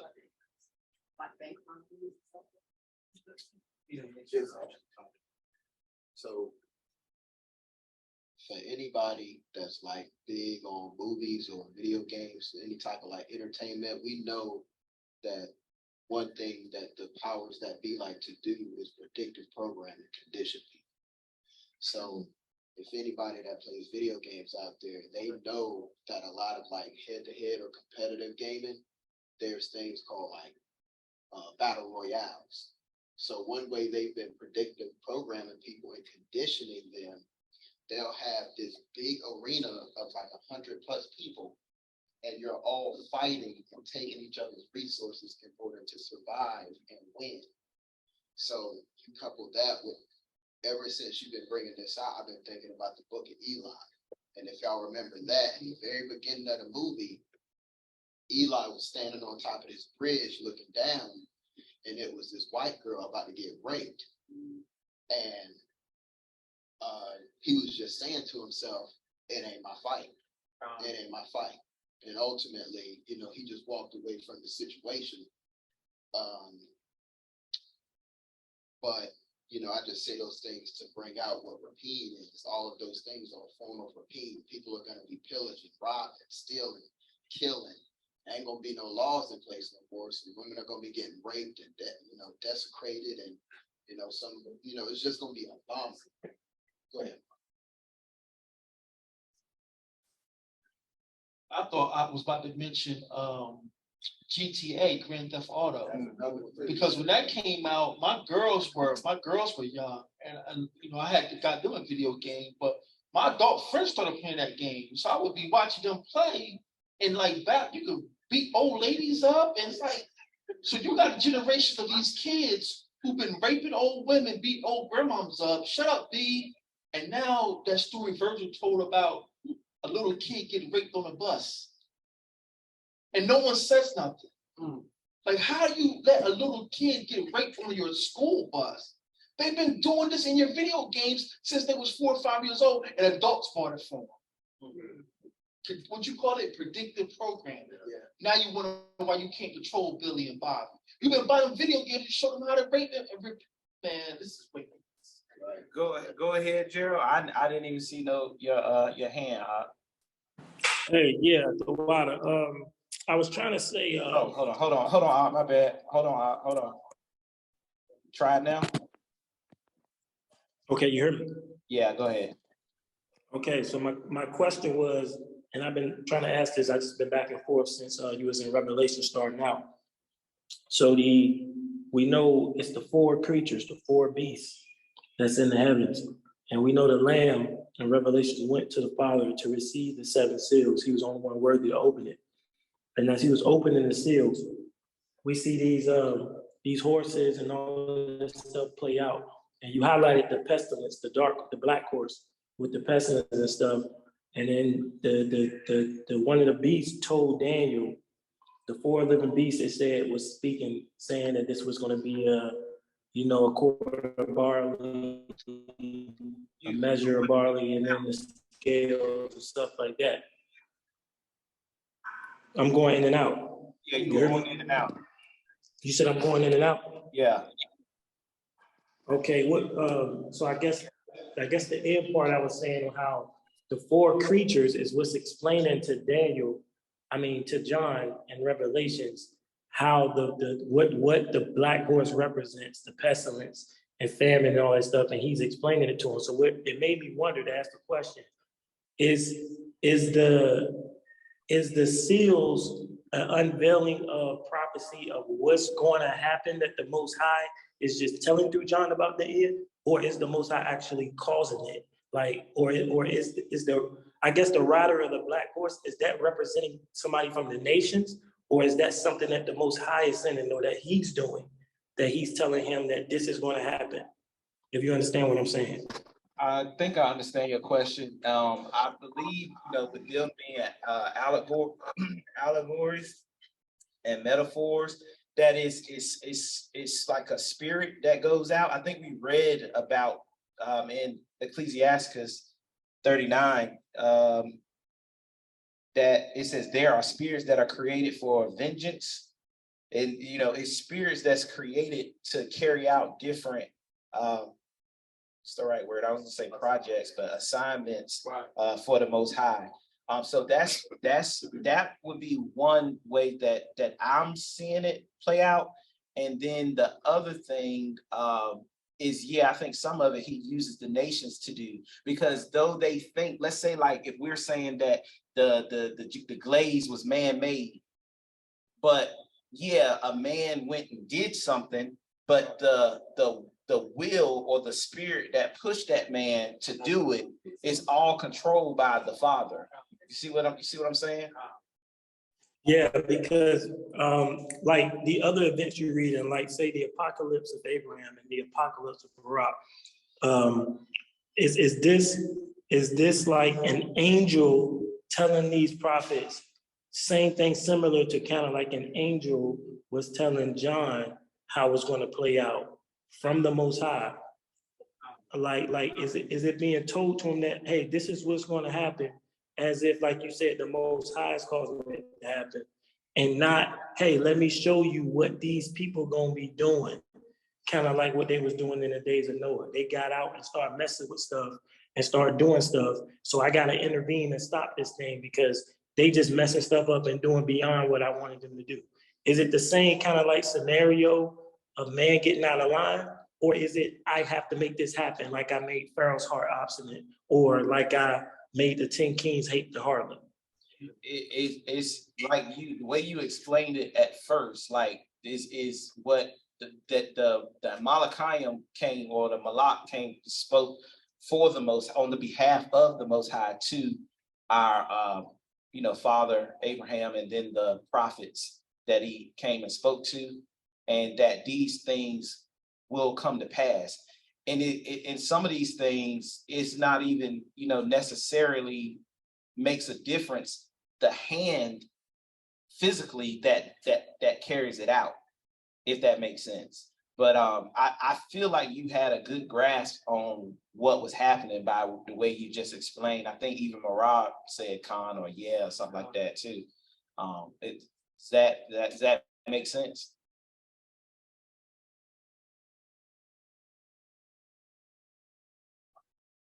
I'm thinking. Yeah. So chat. Okay. Marion said 2 Samuel 7:14. Or Chef said 2 Samuel 7:14. Nariah, you can read that for me. Come on.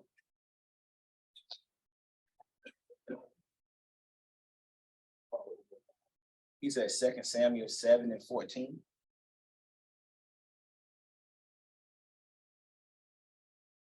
Test. Shema. The book of 2 Samuel, chapter 7, verse 14.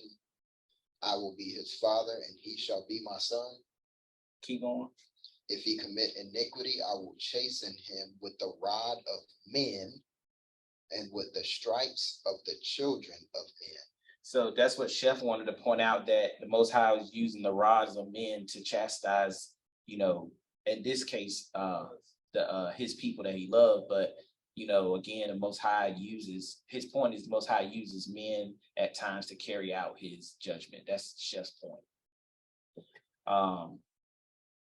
Thank you for that, Chef. Right. So remember that though, rapine, remember that the plundering and the robbing and the, you know, no respect for your neighbor. Remember that, and oppression. And then 10 says thunder, voices, ravaging earthquakes. And then I put here multitude of specters and attacks from the demonic spirits because of the voices. But I use that one as one that stands out by itself. So, oh, somebody tripped.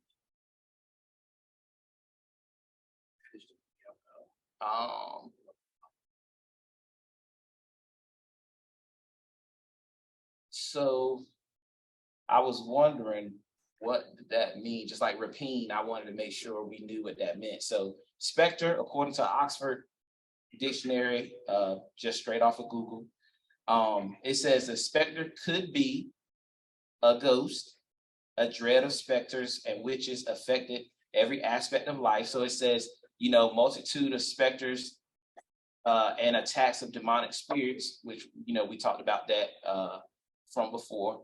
And then it says it could just be something widely feared as a possible unpleasant or dangerous occurrence, the specter of a nuclear holocaust. And I thought that was funny because both can make sense. But if you see what's going on in the earth right now, that's what a lot of people is talking about. They're talking about the threat of a nuclear holocaust. So I'm like, wow, I mean, could this be really in that vein or that definition? And it's just a quick clip about, you know, the threats that we've all been hearing. Russia's new nuclear threat, a weapon the country says could hit any place in the world in 30 minutes. ABC's Tom Sufi-Burge is in Kyiv with more. Good morning, Tom. Yeah, good morning, Janae. Another warning from Russia to the west about the arsenal of nuclear-capable intercontinental missiles it has at its disposal. The Kremlin putting a second Russian military unit equipped with a nuclear-capable hypersonic missile system called Avangard on active combat duty. The Avangard, like other Russian missile systems, has the necessary range to potentially strike the United States. What's significant about these hypersonic missile systems is not only the speed at which they can fly, several times the speed of sound, but that they can change course once they re-enter the Earth's atmosphere. They can baffle air defense systems, making them incredibly hard to shoot down. That said, one Russian analyst we spoke to calls the Avangard unnecessary, expensive propaganda. And with Russia failing in its war here in Ukraine, there's been plenty of nuclear saber rattling, but there've been no concrete signs that Russia's actually preparing to use nuclear weapons. The US warning off the Kremlin, saying it would respond. Eva? Tom Sufi-Burge for us there in Ukraine. Thank you, Tom. Well, hey there, GMA fan. So Russia read Russia, like my brother Anthony said earlier, there was given unto him a great sword, a great army, a great weapon. And we just see here how these weapons are manifesting. And then with that multitude of specters, and they say that specter can be the fear of something such as a nuclear holocaust. It's funny that the news headlines are constantly saying things about potential nuclear threats. So again, I'm like, man, Most High, you be like nailing the head, the nail on the head to the exact. That's the way I took. And as we move forward, basically these are simply earthquakes. Abraham, Apocalypse of Barak, talking about the earthquakes, and this is just a screenshot of what happened a couple months back, where they're saying, I don't know the final total, but as of February 6th, 41,000 deaths in the Syria and Turkey earthquake. And it says, ravaging earthquakes, the Most High said. This would be considered ravaging, like a destructive force. I think they said it was a 7.8 earthquake. And people will say, you know, these things happen all the time. But again, Most High told you, then the frequency and the power and magnitude in which those things are happening is just a sign that this is by the hand of the Most High, especially when you take in the location of that particular one, Turkey being one of the founding locations for Christianity and a lot of the things that we do today. SELAH here. I'll even go as far as saying when it says the thunderings and voices, have y'all noticed, maybe it's just because we got the internet and technology is just so advanced, but have y'all been noticing there's a lot of people been capturing a whole bunch of destruction by these tornadoes recently? So I would say to keep that into consideration as well, man, because Most High really ain't playing. And I have a manager, he used to, you know, my old manager moved to Alabama, and I was telling him about it, but you know, just like what Shamar was bringing out, 2nd Barak 27,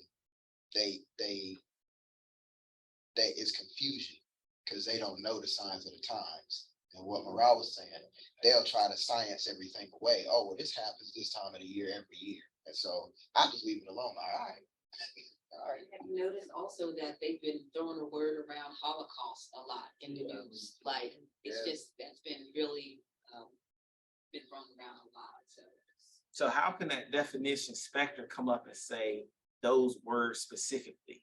The fear of something great, such as the threat of a nuclear holocaust, but then they use this word specter from this old text. Of course, it's translated to, you know, English or whatever, but like, well, I don't know how true this is. I mean, I just looked at one witness, but when you translate that word Holocaust, I think it's German, and it's translated as sacrifice or burnt offering.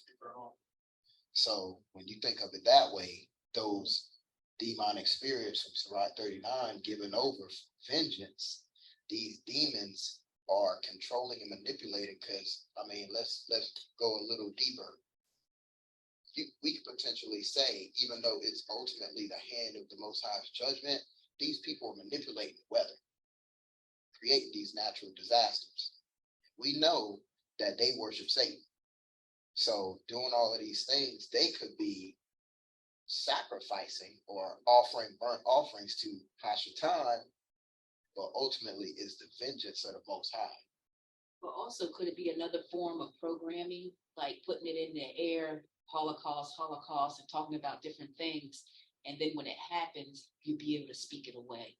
Like, you know, just kind of programming us to be prepared in our mind, like these news programs we always talk about being programmed. So it's preparing us in our mind. So when it happens, it's not that big of a deal. You know, like they said it was gonna happen, even though you're shocked, but it's not, you know, they kind of speak it away. Just like 9/11. They were doing the same thing with 9/11. yeah, I mean, I agree with that. As far as if using it in that context, yeah, they do that all the time. To basically, they've already done it. People will see this and they can just, oh, it happens all, like they don't care. Like people, they just don't. We're already desensitized. Like they've already on that aspect, they've accomplished that for the most part. Just even though, you know, like TikTok, 10 seconds, 20 seconds, that's the max somebody could pay attention, and then they lose it. You know what I mean? Go ahead, Big Ock in the back. I also wanted to say it's cool that we have these social media sites and news, but I'm trusting the Most High and His word that I just think about what we are not being previewed to, how these prophecies are coming to pass, because we get these little snippets, but I mean, they take things down. I don't know if y'all remember when I think it was Texas, they was actually on like TikTok and certain things showing where it just made me think about what Ryan was just saying, how they was showing snow. They would put snow in the oven, and it wouldn't even melt. You know what I mean? And then you can go back, they start taking it down. Of course, on the news talking about it, but just for us to even be able to see something like that, I mean, that shows that these people are playing with the weather and stuff like that. But on the flip side to that, man, I mean, just think about what's going on when we read these scripts, and we don't even get to see some of these animals coming out, because we'll be up there going off into these woods and doing crazy stuff and just, coming up missing, and you know what I mean? There's so many things that's happening. Yeah, that we don't even know. We just trusting this bird. Right. I think that's why they're trying to take down this TikTok, not to say that, we gonna have signs because we're keeping these commandments, but you think, that's probably why they're trying to take down this TikTok. Well, if I call a Sasquatch out. And no, but I'm laughing because when I said that blew my mind. When I seen the snow, they was lighting snow on fire. That blew my mind. These people are really wicked. So, the Most High, we created like He is. He's sarcastic. We're sarcastic. So Most High, all right, y'all want to play some snow? I'm gonna give you some real snow. Right. These 20 inches.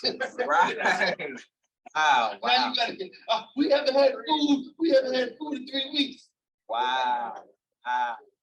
Most High, I'll show you how to do some snow. That's why, you guys' commentary. It's I said it earlier during when we tell our testimonies and stuff, and just the Most High will speak through you guys, but you'll see in a few minutes what I'm talking about. But so here I just put I added Esdras to the mix a little bit from Baruch or Barak and Abraham, and I was like, okay, yeah, I gotta kind of throw this in there. So I started adding some of the verses from Esdras, and then I think I'm gonna try to find a spot and just read like a couple of verses. But right now, we talked about the distress from much violence, punishment by sword, flight, and distress, right? So, Nariah, can you read 2nd Esdras 15 and 15? And I'm sorry, 15, 16, 15 and 16. And then, matter of fact, just read it to 15 to 19. Shema. Shema. The book of 2nd Ezra, chapter 15, verse 15. For the sword and their destruction draws nigh, and one people shall stand up and fight against another, and swords in their hands. For there shall be sedition among men, and invading one another. They shall not regard their kings nor princes, and the course of their actions shall stand in their power. So it sounds like it's saying people just gonna take authority into their own hands. Verse 17, a man shall desire to go into a city and shall not be able, for because of their pride, the cities shall be troubled. The houses shall be destroyed, and men shall be afraid. A man shall have no pity upon his neighbor, but shall destroy their houses with the sword and spoil their goods. Spoil their goods. Remember I said, rapine, what does that mean? Rape, pillage, plunder. He told Barak that there was going to be rapine and much oppression. Esdras, he says, what now? A man shall have no pity upon his neighbor, but shall destroy their houses with the sword and spoil their goods because of the lack of bread and for great tribulation. So because of the famine, because of the collapse of the dollar, which we talked about in Revelation, because of the rebalancing of the scales, a loaf of bread being a day's wage, then men will rape, pillage, rob their neighbors, rapine, and much oppression. You see how all three of these different books from different time periods, hundreds of years, thousands of years apart, and they're saying the same thing over and over and over, all the way to we started with the end from the beginning with John. How far apart is John from Abraham? And then even from John to Esdras, and Esdras, to Barak might not be That's probably the shortest distance between those four that I just named. Right, Barak is first, but I'm saying the distance between them two is closer than the rest of the four that I named so far. But yeah, so all of them, and every time the Most High comes to one of them, he's telling them the same thing. And I'm just like, bro, like this is, I mean, I've read these, I've got the notes, I got the whole class laid out. And then even me seeing it like this, it's still like, it just hit different. So then the Most High says to Abraham, there's going to be hail and increase of snow, which y'all was just talking about. Then second Esdras, if Nariah, I just so everything's on the screen right there. So 15 and 13 says that they that till the ground shall mourn, for their seed shall fail. So their harvest and stuff, shall fail. And we've been seeing that through the blasting and hail and with fearful consolation. Nariah added a third precept to this from Ecclesiasticus 39 that said it was going to be increase in hail as well. So the Most High, when he said this, he didn't say, I'm just going to bring the snow.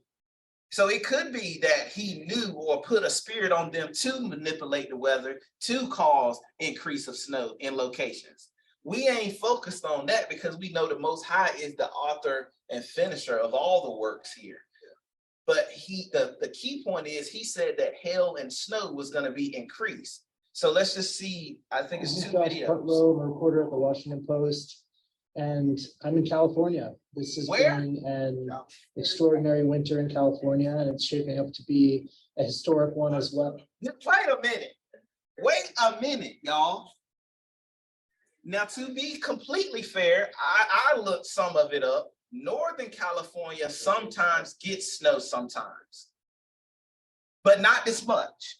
And but then it was snowing in Southern California. And I'm like, all right, yeah, I'm just gonna believe the Most High. So I'm gonna let him. Josh Putlow, I'm a reporter at the Washington Post, and I'm in California. This has been an extraordinary winter in California, and it's shaping up to be a historic one as well. The amount of snow that's fallen in the mountains here is rivaling some of the deepest snowpacks in the past 40 years. And it's come at a crucial time for the state, which is coming off 3 years of really crippling drought. The amount of snow here in the Sierra Nevada and the Donner Pass that fell in the past 2 weeks has been nearly 13 feet, and it has created a lot of problems here. It's just completely engulfed homes and schools and closed down the interstate for more than 3 days. It's shut national parks. For the state's water supply, though, authorities are really optimistic that at least in the short term, this is going to really help. It's raised reservoir levels a tremendous amount, and more snow is on the way. And more snow is on the way. This was within the last 40 days, 60 days. I think it was really like 30 days, but I'm just, giving a wide window. So he said hail and increase of snow. Salaki. I was waiting. Who's that? Go ahead.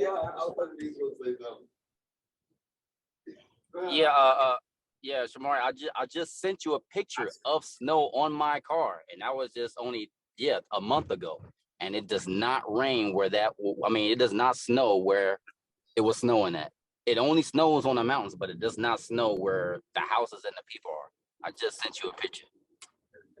I was just about to call you out because I was gonna laugh with you because y'all know me and Ashiar talk a lot. And he's one of the funniest guys when something really surprises him, like his voice. I was on the phone that day with him. He said, "Man, it's still snowing out here." You remember that day? I was just about to ask you to witness to that. Oh yeah, I was mad. I was mad. It was my day off. I'm trying to go get some coffee, and it's over here snowing, man. Leave me alone.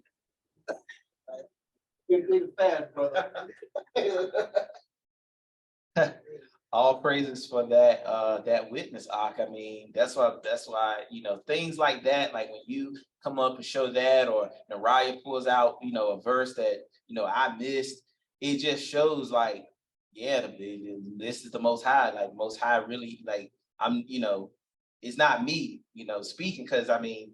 This is crazy. It's palm trees and snow. Like it's insane. Like it's insane, man. So because I had to look online. I'm like, okay, snow in California, like this is nuts.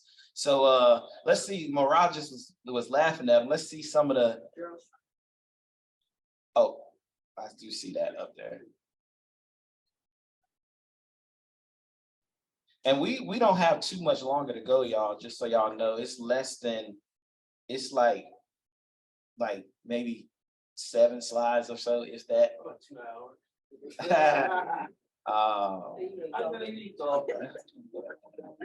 So yeah, we Slides, y'all. Got to be the congregation. 9 slides. So yeah, we actually, we right there. So let's see what's going on with this snow, man. This morning, with California battered by more winter weather, some communities remain cut off. Up north, the Sierra Nevada blanketed by up to 5 feet of snow. And in Southern California, emergency crews are working to plow through up to 10 feet, all falling in the past week. And underneath that mound is my Jeep Wrangler, toy barrier.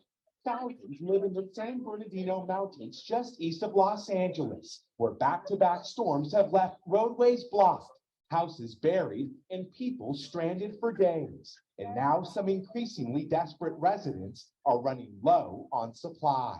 We have neighbors who are panicking. They're without, food, power, heat, medications. The snow even sparking fires, possibly caused by gas leaks. We've had 8 working residential structure fires in the greater Lake Arrowhead area, which is not typical. In Crestline, snow collapsed the roof of the only grocery store in town. Its parking lot now a makeshift distribution center. Still, many are snowed in and begging for help. I mean, there's 9 and 10 foot berms alongside these roads. I don't see that improving for a month. Are you good, sir? You got everything? As those still stuck inside lean on neighbors for basic necessities.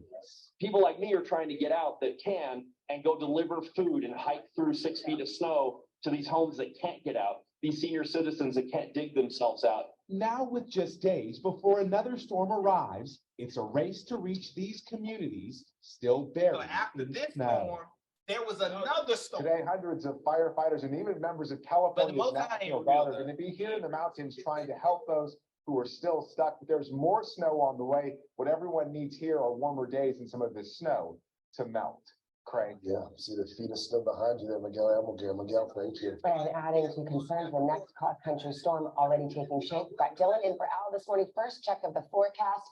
This one going on out west for a while now. It is, and unfortunately, over the next. About the storm started moving across the United States or whatever the case may be.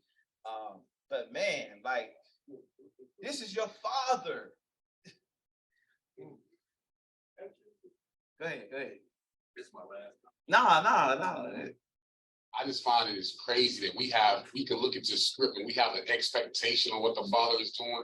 But when I look at some of these, I'm gonna just say heathens, like when I'm at work and I'm talking to them, they have no clue on what's going on, and they have adopted that arrogance that this nation has. So they looking at it like, oh man, this is all about to turn around. This will get, and then you bring up stuff like you know about bricks. Have you seen they like they don't even have a clue on what's going on. So when I start looking at even this script that you're pulling out, how are they going to happen when that dollar do collapse? And when certain things happen, it's gonna be crazy. I hope the Most High have us out of here anyway. But they gonna, because they have no. It's almost like you can take a blunt force punch when you expecting it. You know what I mean? Don't hurt as bad. But when you get caught off guard, you know, knock out, rock, KO, and they gonna be rocked because they don't have a clue on what's happening now and what's coming.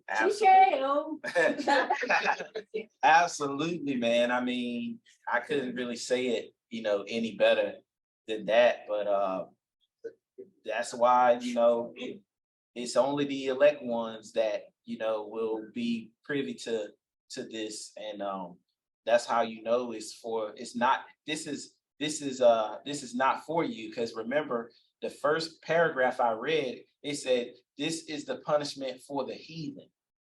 When he was speaking to Abraham, I had a underline, but it says, this is the punishment for the heathen. These plagues is not for us. Now, some of our people gonna get caught up in it, especially, not keeping the commandments and things of that nature. And then the Most High may put us through certain events just for the purifying and the trial by fire. But these judgments is really for the wickedness of the nations. So the last one on this particular one is how, we harped on the snow, but we didn't harp on the increase of hail. And this clip right here, he's just gonna show you the size. This was in Texas, I believe, and he's gonna show you, the storm that they had in Texas with the hail. I want to talk about all those hail incidences from earlier this morning as well as overnight. Justin Horn, what's the latest? Yeah, Mike, we just got a new picture, and this is from Hines, Texas, which, if you're not familiar with where that is, it's just south of Charlotte, west of Jordanton, east of Dilley. And this was in the corridor where we got that big storm. Look at the size of this hail. That's a cell phone there, probably baseball size, just looking at this picture.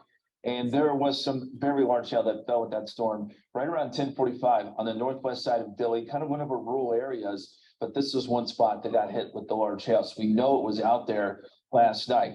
Then we had other reports of smaller hail in places like northwestern San Antonio. Wasn't massive, didn't do damage or anything like that, but we did get some reports of that. If I woke you up this morning, that's what that was. And then this was a shot of the bigger hail there near Dilley. Yeah, that's baseball size, and that will do some damage. Still getting a few reports there out of the northwest side of Dilley with some of this larger hail. And as Mike mentioned, there's potential for a few more storms this afternoon. We'll be keeping an eye on that. But for now, let's go over to traffic. Keep up to date with all of San Antonio's top news, weather, and so much more by clicking the like and subscribe button. I could have pulled some more videos about that. If you just type it in Texas hail on YouTube, they got it where people's cars are destroyed, houses are destroyed, windshields busted. But because I know how the commentary works, I didn't want to do too many, but it was man, that hail is and then they said it's only 10 minutes. 10 minutes and everything. That hail is, I've been in a couple, I'm sure we all have, but they can damage your car, it can do some great damage with a short time that it happens. So that size, yeah, that's crazy. Right. So, right now, the Most High, he has been proving himself over and over and over and over again. I think I'm going into kind of getting to the close. So I didn't have time to put Esdras in here as much. I put a little bit. I just want to read a couple of the verses from Esdras, and hopefully y'all have been paying attention, hearing some of these things, because you should hear things that we've heard when he tells Esdras now what's about to happen. So I'll let Nariah read it.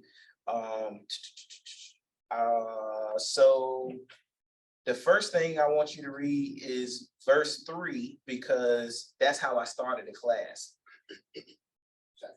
Right. Remember, we started the class with Joshua chapter 1 and that song, Joshua's interlude, be strong and of good courage. He's got you, so why would you worry? Right. So 2nd Ezra chapter 15, verse 3. Fear not the imaginations against you. Fear not the imaginations against you. So when I show you the crash coming and the wars coming and the overtaking, it's not for us to be fearful. Go ahead.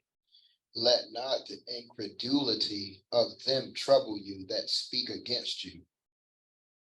For all the unfaithful shall die in their unfaithfulness. Go ahead. Behold, says Yahweh, I will bring plagues upon the world, the sword, famine, death, and destruction. For wickedness has exceedingly polluted the whole earth, and their hurtful works are fulfilled. Therefore, says Yahweh, I will hold my tongue no more as touching their wickedness, which they profanely commit, neither will I suffer them in those things in which they wickedly exercise themselves. Behold, the innocent and righteous blood cries unto me, and the souls of the just complain continually. And therefore, says Yahweh, I will surely avenge them and receive unto me all the innocent blood from among them. Behold, my people is led as a flock to the slaughter. I will not suffer them now to dwell in the land of Matazaraim, but I will bring them with a mighty hand and a stretched out arm, and smite Matazaraim with plagues as before, and will destroy all the land thereof. Stop. So right now in the beginning, we talked about how it's not for us to be fearful. And he said he's going to start bringing these plagues upon the whole world. And then he said the sword, famine, death, and destruction. Is that anything we've heard before? The Most High is like I said, he has an equation or a formula, and then the formula is done. So he just runs the play. The play is set. This play is known to work, and he just press play and it goes. Then he goes down here and like he told Abraham, this is for the punishment of the heathen. And then so down here, he's in verse 10, he says how his people are led as a flock to the slaughter, and he will no longer allow us to suffer in the land of bondage. So again, these plagues are not for us, but if you choose to get caught up in them, then you can. So we're going to turn over, because we're going to come back at the very end, I think, to a couple of verses left in Ezra's. But to just turn over to page chapter 16 and just read, we'll just read just 8 through 12. Start at 8 through 12. Shema. Yahweh sends the plagues, and who is he that can drive them away? A fire shall go forth from his wrath, and who is he that may quench it? He shall cast lightnings, and who shall not fear? He shall thunder, and who shall not be afraid? Didn't he tell Abraham thunder? Go ahead. Verse 11, Yahweh shall threaten, and who shall not be utterly beaten to powder at his presence? The earth quakes, and the foundations thereof. Didn't they say ravaging earthquakes, 41,000+ dead? Go ahead. The sea arises up with waves from the deep, and the waves of it are troubled, and the fish thereof also, before Yahweh, and before the glory of his power. Stop right there. There's some videos out there too where you're seeing massive bodies of fish just rising up in the water, just coming up to the shores. Go ahead. So these things that you're bringing out, it just makes me, because I asked you earlier in the week in the men's shack for references. These can be considered something repetitive that also is being said in the Bible as well. Yeah. Yeah, absolutely. Absolutely. So then I just want you to read Nehemiah 18. You mind if I read verse 13? Because before your video was talking about this supersonic weapon that was it Russia had created? Yeah, go ahead. And I'll go make a point. Verse 13, it says, for strong is his right hand, Yahweh Shai, that bends the bow. Yahweh has been known as the bow. His arrows, Israel, or the northern kingdom, has been made a similitude as the arrow, that he shoots are sharp and shall not miss when they begin to be shot into the ends of the world. So I just bring that up just to, that supersonic missile. I think Jeremiah talks about the arrows like a mighty expert man that ain't gonna miss. You got it. You nailed it. You nailed it. So yeah, absolutely. When the Most High allows this thing to be released in full, it ain't no stopping it. That's pretty much what the Most High is bringing out. And So yeah, just a couple of, just 18, verse 18, 19. And then that's pretty much it, 18 to 19 for that. Shema. Shema. Second Ezra chapter 16, verse 18. The beginning of sorrows and great mournings. The beginning of commotions. He told that to Barak. The beginning of commotions. Go ahead. The beginning of famine and great death. The fall of the slaying of the great ones. He told Barak. The beginning of wars, and the powers shall stand in fear. The beginning of evils. What shall I do when these evils shall come? Behold, famine and plague, tribulation and anguish are sent as scourges for amendment. Go ahead and read 20. But for all these things, they shall not turn from their wickedness. They ain't gonna never get it. Those that are wicked is gonna be wicked still. Those that are righteous will be righteous still. That's all I wanted from there. And I kind of wanted to just, as we go to the end, we'll go back, turn back to 2nd Ezra 15, and then I'm gonna read this, what he said to Abraham. And the final couple of slides is called "I Am Him," and I want to ask y'all about that, and then we'll close it out with that. Man. So the back to the apocalypse of Abraham, after he lists the plagues, he says, "Then I shall sound the trumpet from the sky, and I shall send my chosen one, my elect one." Who's that? Who's the elect ones? Having in him one measure of all my power. So where does he? Exactly. No, he said, I'm just gonna give him one measure of my power. So he only need a little bit. Just a little bit. A little bit. And then he will summon my people blamed among the heathen. So a precept of this, we brought it out last week in the class, 2nd Ezra chapter 13. Just in that chapter, you'll see that when Yahushua comes down, he also gathers the remnant that has not been back in the land yet. There will already be some in the land, but there will be the ones that come from what the text makes it sound like it comes from Africa. So this is a witness to that. And then he says, "And I shall burn with fire those who mock them, ruling over them in this age." I shall burn with fire those who mock them. So when your friends, family, co-workers, stranger that you just tried to help because out of the kindness of your heart, but they mocked you, this is their end.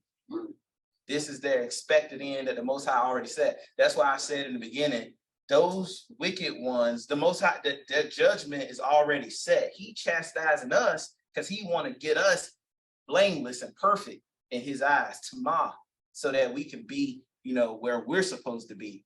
And it says, ruling over this age, them in this age, ruling over his oppressed people in this age, and I shall commit those who have covered me with mockery to the reproach of the coming age, since I have destined them to be food for the fire of hell. For I have destined them to be food for the fire of hell, and ceaseless soaring in the air of the underground depths, the contents of a worm's belly.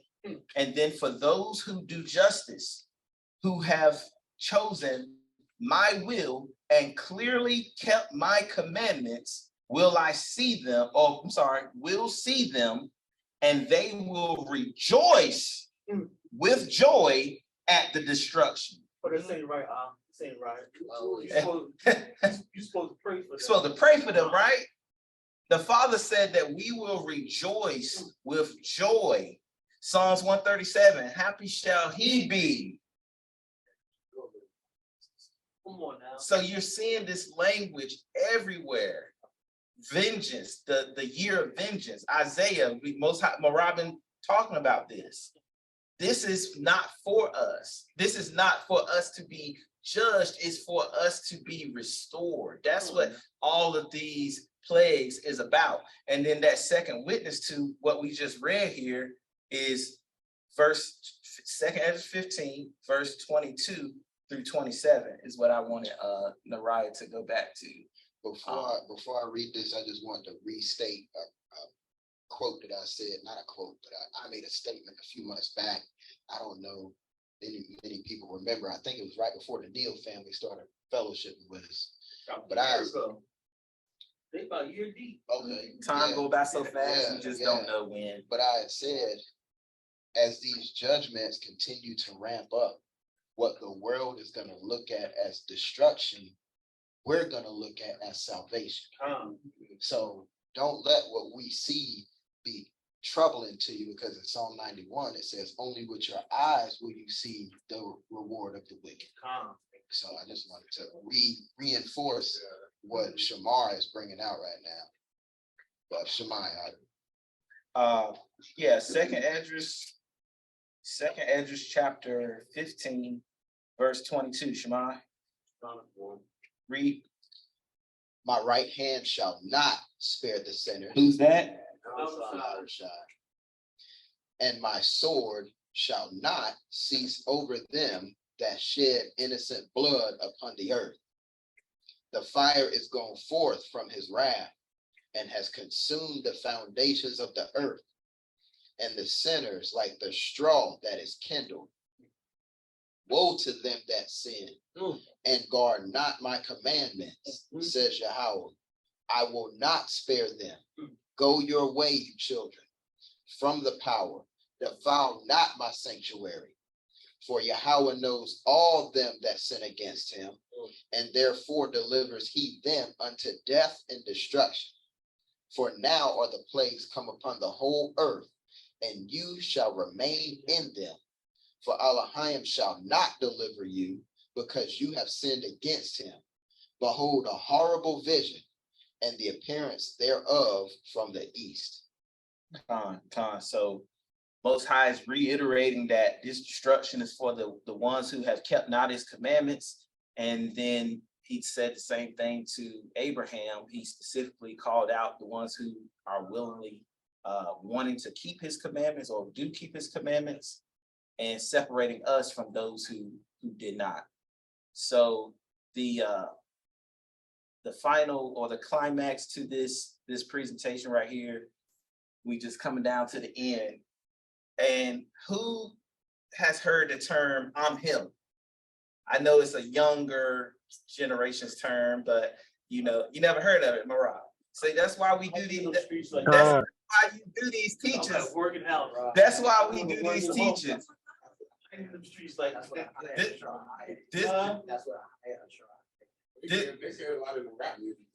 Right. So what does I'm him mean? You know, Zamar? What it means, Zamar? Yeah. I'm that nigga. I'm that dude. See, that's why she cool. She the cool. Yeah. But go ahead. That nigga. I'm that guy. Where have you seen it at? The scripture? What you mean? Where have I seen it in the scripture? No, where have you seen it at in the word? Like examples or just one example? Like I'm thinking of the Wayne joint that he the song he put out a minute. He was like no, he said it in 3P. He's like watch me, telling them like, yo, cause I'm that nigga. I'm the guy. Me. Like, he's like, I'm me. Yeah. Cause I'm me. Yeah. And go ahead, Nariah. What's your explanation? Well, one of my biggest ones, and it's so crazy. For anybody that don't know, I like the Baltimore Ravens in the NFL football. Okay. And Odell Beckham Jr. just recently signed with the Baltimore Ravens. But when he was really going off before his injury, he, in the beginning of football games, they're like, so-and-so from the U, or so-and-so from the Ohio State University, or whatever. But Odell Beckham, when I think he was still playing for the Giants, he said, OBJ, I'm him. See what I'm saying? Everybody was like, it's like that respect, because he was the best receiver in the league at the time. So that was kind of like a phrase. You pretty much saying, you that dude, I'm him. Shalaki. Shalaki, you hear me? But You hear me, Shamaria? Zero. You buffle, huh? Yeah, I had to transition I transitioned, I'm on the move, I don't know, but see if y'all hear me, but you hear me? You hear me? I can hear you.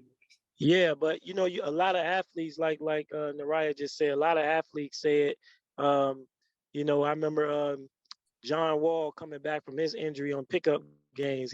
He was killing them boys, and he was just like, y'all forgot, I'm him. He would kill them. They couldn't stop him. And then I think your boy did Antonio Brown when he left the league football and started doing music. He named one of his albums Himothy. So they do a lot of different plays off of it, you know, trying to say that they him, they the focus, they that dude. So that's what I'm glad you said that. I was gonna say that, but you said it. And real quick, Marion Ox said he never heard of it either. And I'm kind of glad, because that's kind of like having different voices bring out different things. I'm gonna see stuff that y'all didn't see, just like Maraudin brought out a gazillion things I have no clue about. So yeah, like the brothers just said, when you say I'm him, you just saying I'm that dude, I'm that guy, I'm the one. Like Tank Davis, he says he's the one, like in boxing, right? So you got the right one now.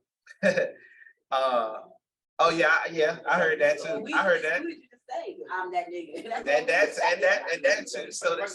So the new generation, the slang evolved to, we just start saying I'm him, and we know what that means. And then the way that society works, we'll start saying things like Timothy Duncan, like instead of it, or him Duncan, like Tim Duncan, and just find all the different names, like, you know, where you put that word him, you know, in it, right? So I kind of gave it away, but I'm trying to remember how I wanted to do it. But I was gonna ask y'all who was the first. I was gonna say who was the first man to say I'm him, but I put it on the screen. I already put it on the screen. And the first physical man on the earth. Right, and I kind of gave that away, but I'll ask this: what's the verse that he said it? I think he told that lady first. He told a woman first. She said, "I know the Messiah cometh. He gonna tell the Lord's name." He says, "I am." Yeah, That's one. What is it? It's in John. He said, "I am him." There is one. That he's a Matthew or John.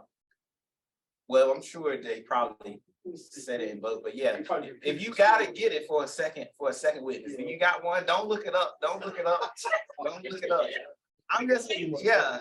Don't look it up. I got one. Before Moses, Mariah already gave me. So you said don't look it up, like on your phone or in the Bible? Yeah, don't look it up. I didn't look it up on my phone, but in the Bible I see it's in John 18. I found. You got one? Just hold it. Hold it. Mine was John 4. Hold it. So I was gonna say when he told him, before Moses, before Abraham, Get it. I can look it up. Yeah, you already said yours. You good? You good? Verge, you good? Yeah.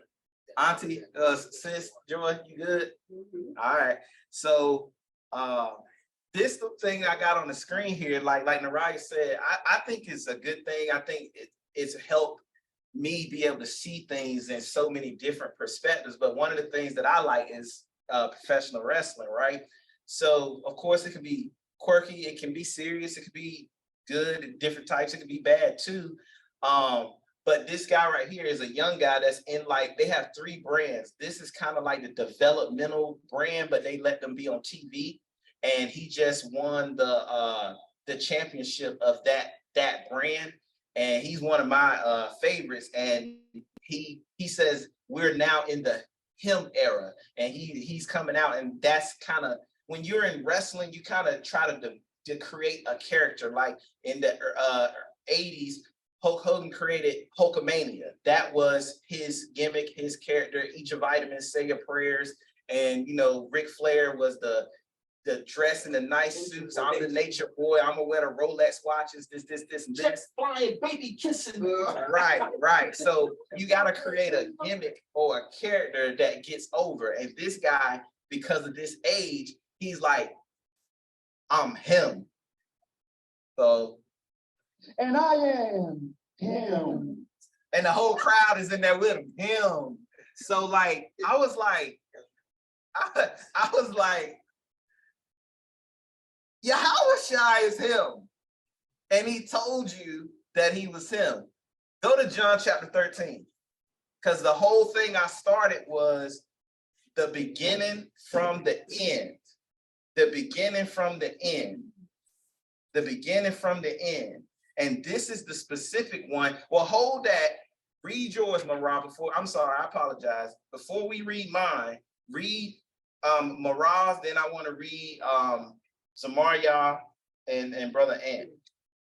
Mine was the reference I gave was John chapter 4, and starting at verse 15, but that's the woman talking to him.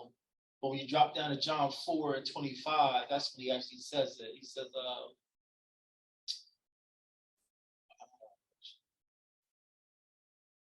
26 this is John 4 and 26. Well, I started 25. The woman said unto him, I know that Messiah comes, which is called Hamashiach. When he is come, he will tell us all things. Verse 26.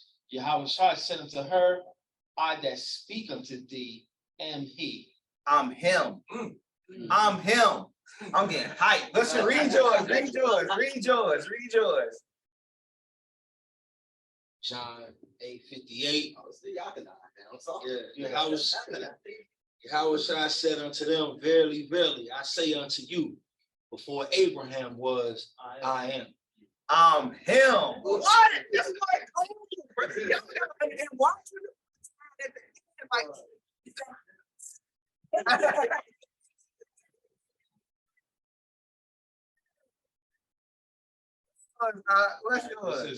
This is John or Yakanan 18, chapter 18. I'll start at verse 5. Or verse 4, excuse me. Yahushua, therefore, knowing all things that would come upon him, went forward and said to them, Whom are you seeking? Then they answered him, Yahushua of Nazareth. Yahushua said to them, I am he. And Judas, who betrayed him, also stood with them. Now, when he said to them, I am he, they drew back and fell to the ground. Then he asked them again, Whom are you seeking? And they said, Yahushua of Nazareth. Yahushua answered, I have told you that I am he. Therefore, if you seek me, let those go their way, that the saying might be fulfilled which he spoke, of those whom he gave me, I have lost none. He said, who are you looking for? I'm him. I'm him. What you got, Zahaba? I'm just trying to make sure I'm not. Because this is what we discussed at y'all house about how I was saying my coworker was saying that same one that Zamaria had sent out, had brought out about before Abraham was, I am. Right. She was trying to say, of course, that the Messiah and God were the same people. Right. But then even in 8, that same chapter, verse 24, it said, and I thought about it before he had went there too. I said, therefore, unto you that ye shall die in your sins, for if you believe not that I am he, ye shall die in your sins. If you believe not, if you don't believe that I'm him, huh? Well, he was you down, Bessie got it out there. Right. That's what Yahushua is not the one we looking for. I knew Marah was gonna start feeling it when I got to this. And this just came to me last night. I'm like, I'm him, like, not like hard too. Yeah, like y'all know I hate Christianity. And Christianity, he went to the cross without a mumbling word. He was so meek. He was so mild. He was really slinging sarcastic. And this is him telling you, I'm that dude. I'm the one. And I am him.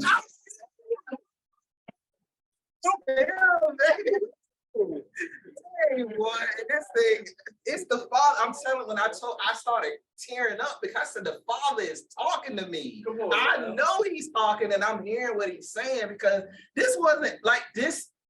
it's not even what I was thinking about. I was thinking about Baruch and Esdras, but I'm gonna show y'all why Yahushua says that he is him. And who, anybody else? Okay, we good. Let me go to. We ain't read your verse yet. Right, that's what I'm about to do. That's what I'm about to do. But I think it was some. I think it was some extra that I want to pull out in there. Let me see. Because this is right up Maraz's alley. So it's gonna be John 13 and 16 as the catch point, but I'm gonna read a little bit of context first. So let's go to John chapter 13, Yakanan, and we're gonna start at verse. I'm gonna read verse. I'm gonna start at 14. It says, Shema. It says, if I then, your master, have washed your feet, ye also ought to wash another's feet. For I have given you an example, that you should do as I have done to you. Verily, verily, I say unto you, the servant is not greater than his master, neither he that is sent greater than he that sent him. What Trinity? What Trinity? What is he saying? Who was sent? Who sent the Messiah? The Messiah.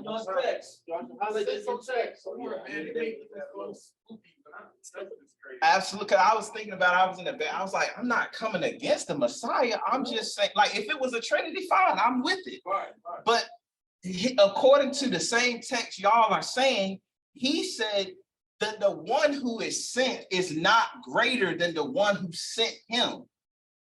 It's almost like he knew that it was going to be a discrepancy because he continues to separate himself. It's almost like he knew that this was going to, you know, I mean, we know he knows, but I'm just saying, like, it's like. But he ain't taking nothing away from the status that he has, because he still told him, I'm him. I'm him. And it goes on and it goes on and it says, so I started the class, I said the end from the beginning, Nabai or Nabah, prophecy, right? Or prophecy, prophesy, prophet. He says, now I tell you before it happens, before it comes, that when it is come to pass, you may believe, and I am him. I'm him. He's saying, I'm telling you these things beforehand so you can, he don't have to do that. The Father didn't have to do that, but he's so cold. And we use that term as like, you know, in a positive way. He tough, he good, he's amazing, he bad. Yeah, all of those. He's so cold that the Father's like, well, this is going to happen and this is going to happen and then this is going to happen. And then some of y'all are going to go over here. And then when you see that, just know X, Y, and Z. That's grace and mercy right there. That's grace and mercy to put your mind in a place where at least you kind of know like what part of the age that we're in. So he said that he was him. He said, now I tell you before it comes that when it's come to pass, you may believe that I'm him, the end from the beginning. The Aleph, or I'm Father, SELAH. The on the top, the end from the beginning, the end and the beginning, the truth. I'm him. I'm the truth. Amat. I'm sorry, I'm going fast, but the beginning and the end. So we was reading these prophecies all day, you know, covering them, and they were in books that people have no clue about. People don't read, don't accept. So let's go to books that people swear by, and let's see how the Messiah, because he said, if I tell you, and then you see it come to pass. I just showed y'all a lot of these things are coming to pass, and that's how you're gonna know that he is the one. He is the one. So let's see. You still got get that Baruch for me, because you got because it's something. It's certain ones read specific. And I want to prove the point. I typed it wrong. You talking about the one you sent me? Yeah, I want you to go to the one you sent because I want to bring, and I hadn't seen this until last night, but I just want you to read something and then I'm gonna read. See.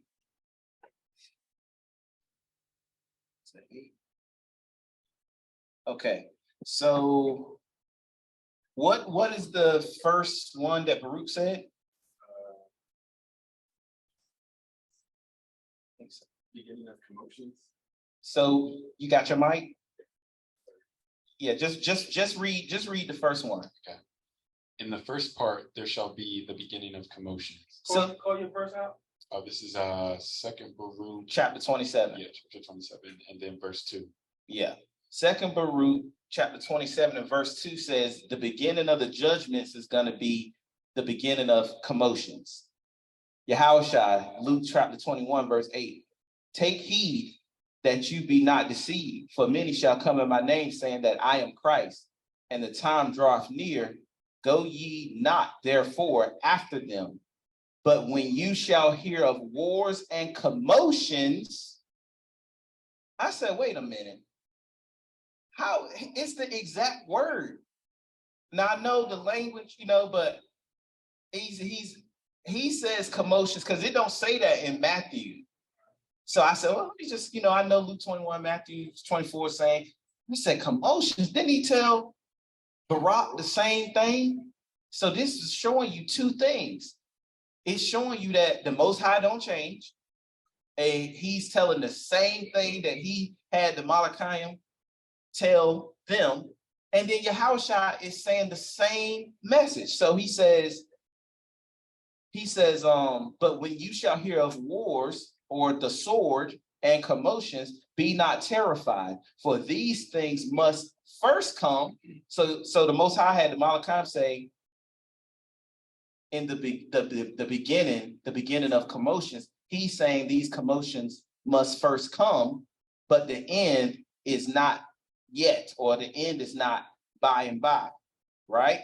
And then he says, nation shall rise against nation and kingdom against kingdom. Second Ezra, chapter 15, verse 16. I'm sorry, 15, verse 15 that we had in Nariah read says, for the sword, war, and their destruction draweth near, and one people shall stand up to fight against another. Nation shall rise against nation. The same language is right here spoken of by the Messiah. And he says, and kingdom against kingdom, and great earthquakes. That's an easy one. How many times have we read the earthquakes earlier today? And they shall be in diverse places. Famines. Y'all heard that earlier? Pestilences. Y'all heard that earlier? Then he says, and fearful sights and great signs shall be in the heavens. What was that one? That one that I had in here earlier. Video. Not a video, where he said the specters or the signs or something. How about fearful sights? How about all the school shootings and bank shootings? That too. Seems like it. Because they said specters mean a fear of something like great and terrible happening. Right. So now everybody's scared that my kids go to school, there'll be a shooting. That's a specter. Wow. Like, so That might, is that where the word like spectacle comes from? it could be probably.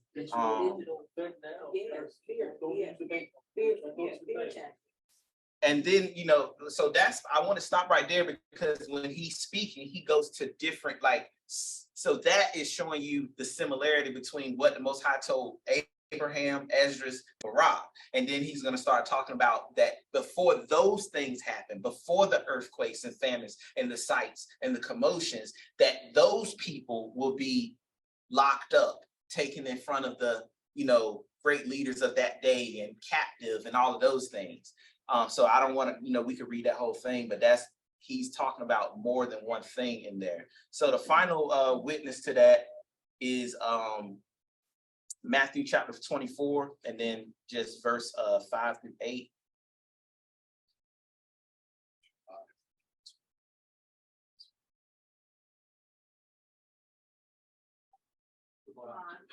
Shema, he says, Matthew chapter 24, verse 5, for many shall come in my name, saying that I am Christ, and shall deceive many.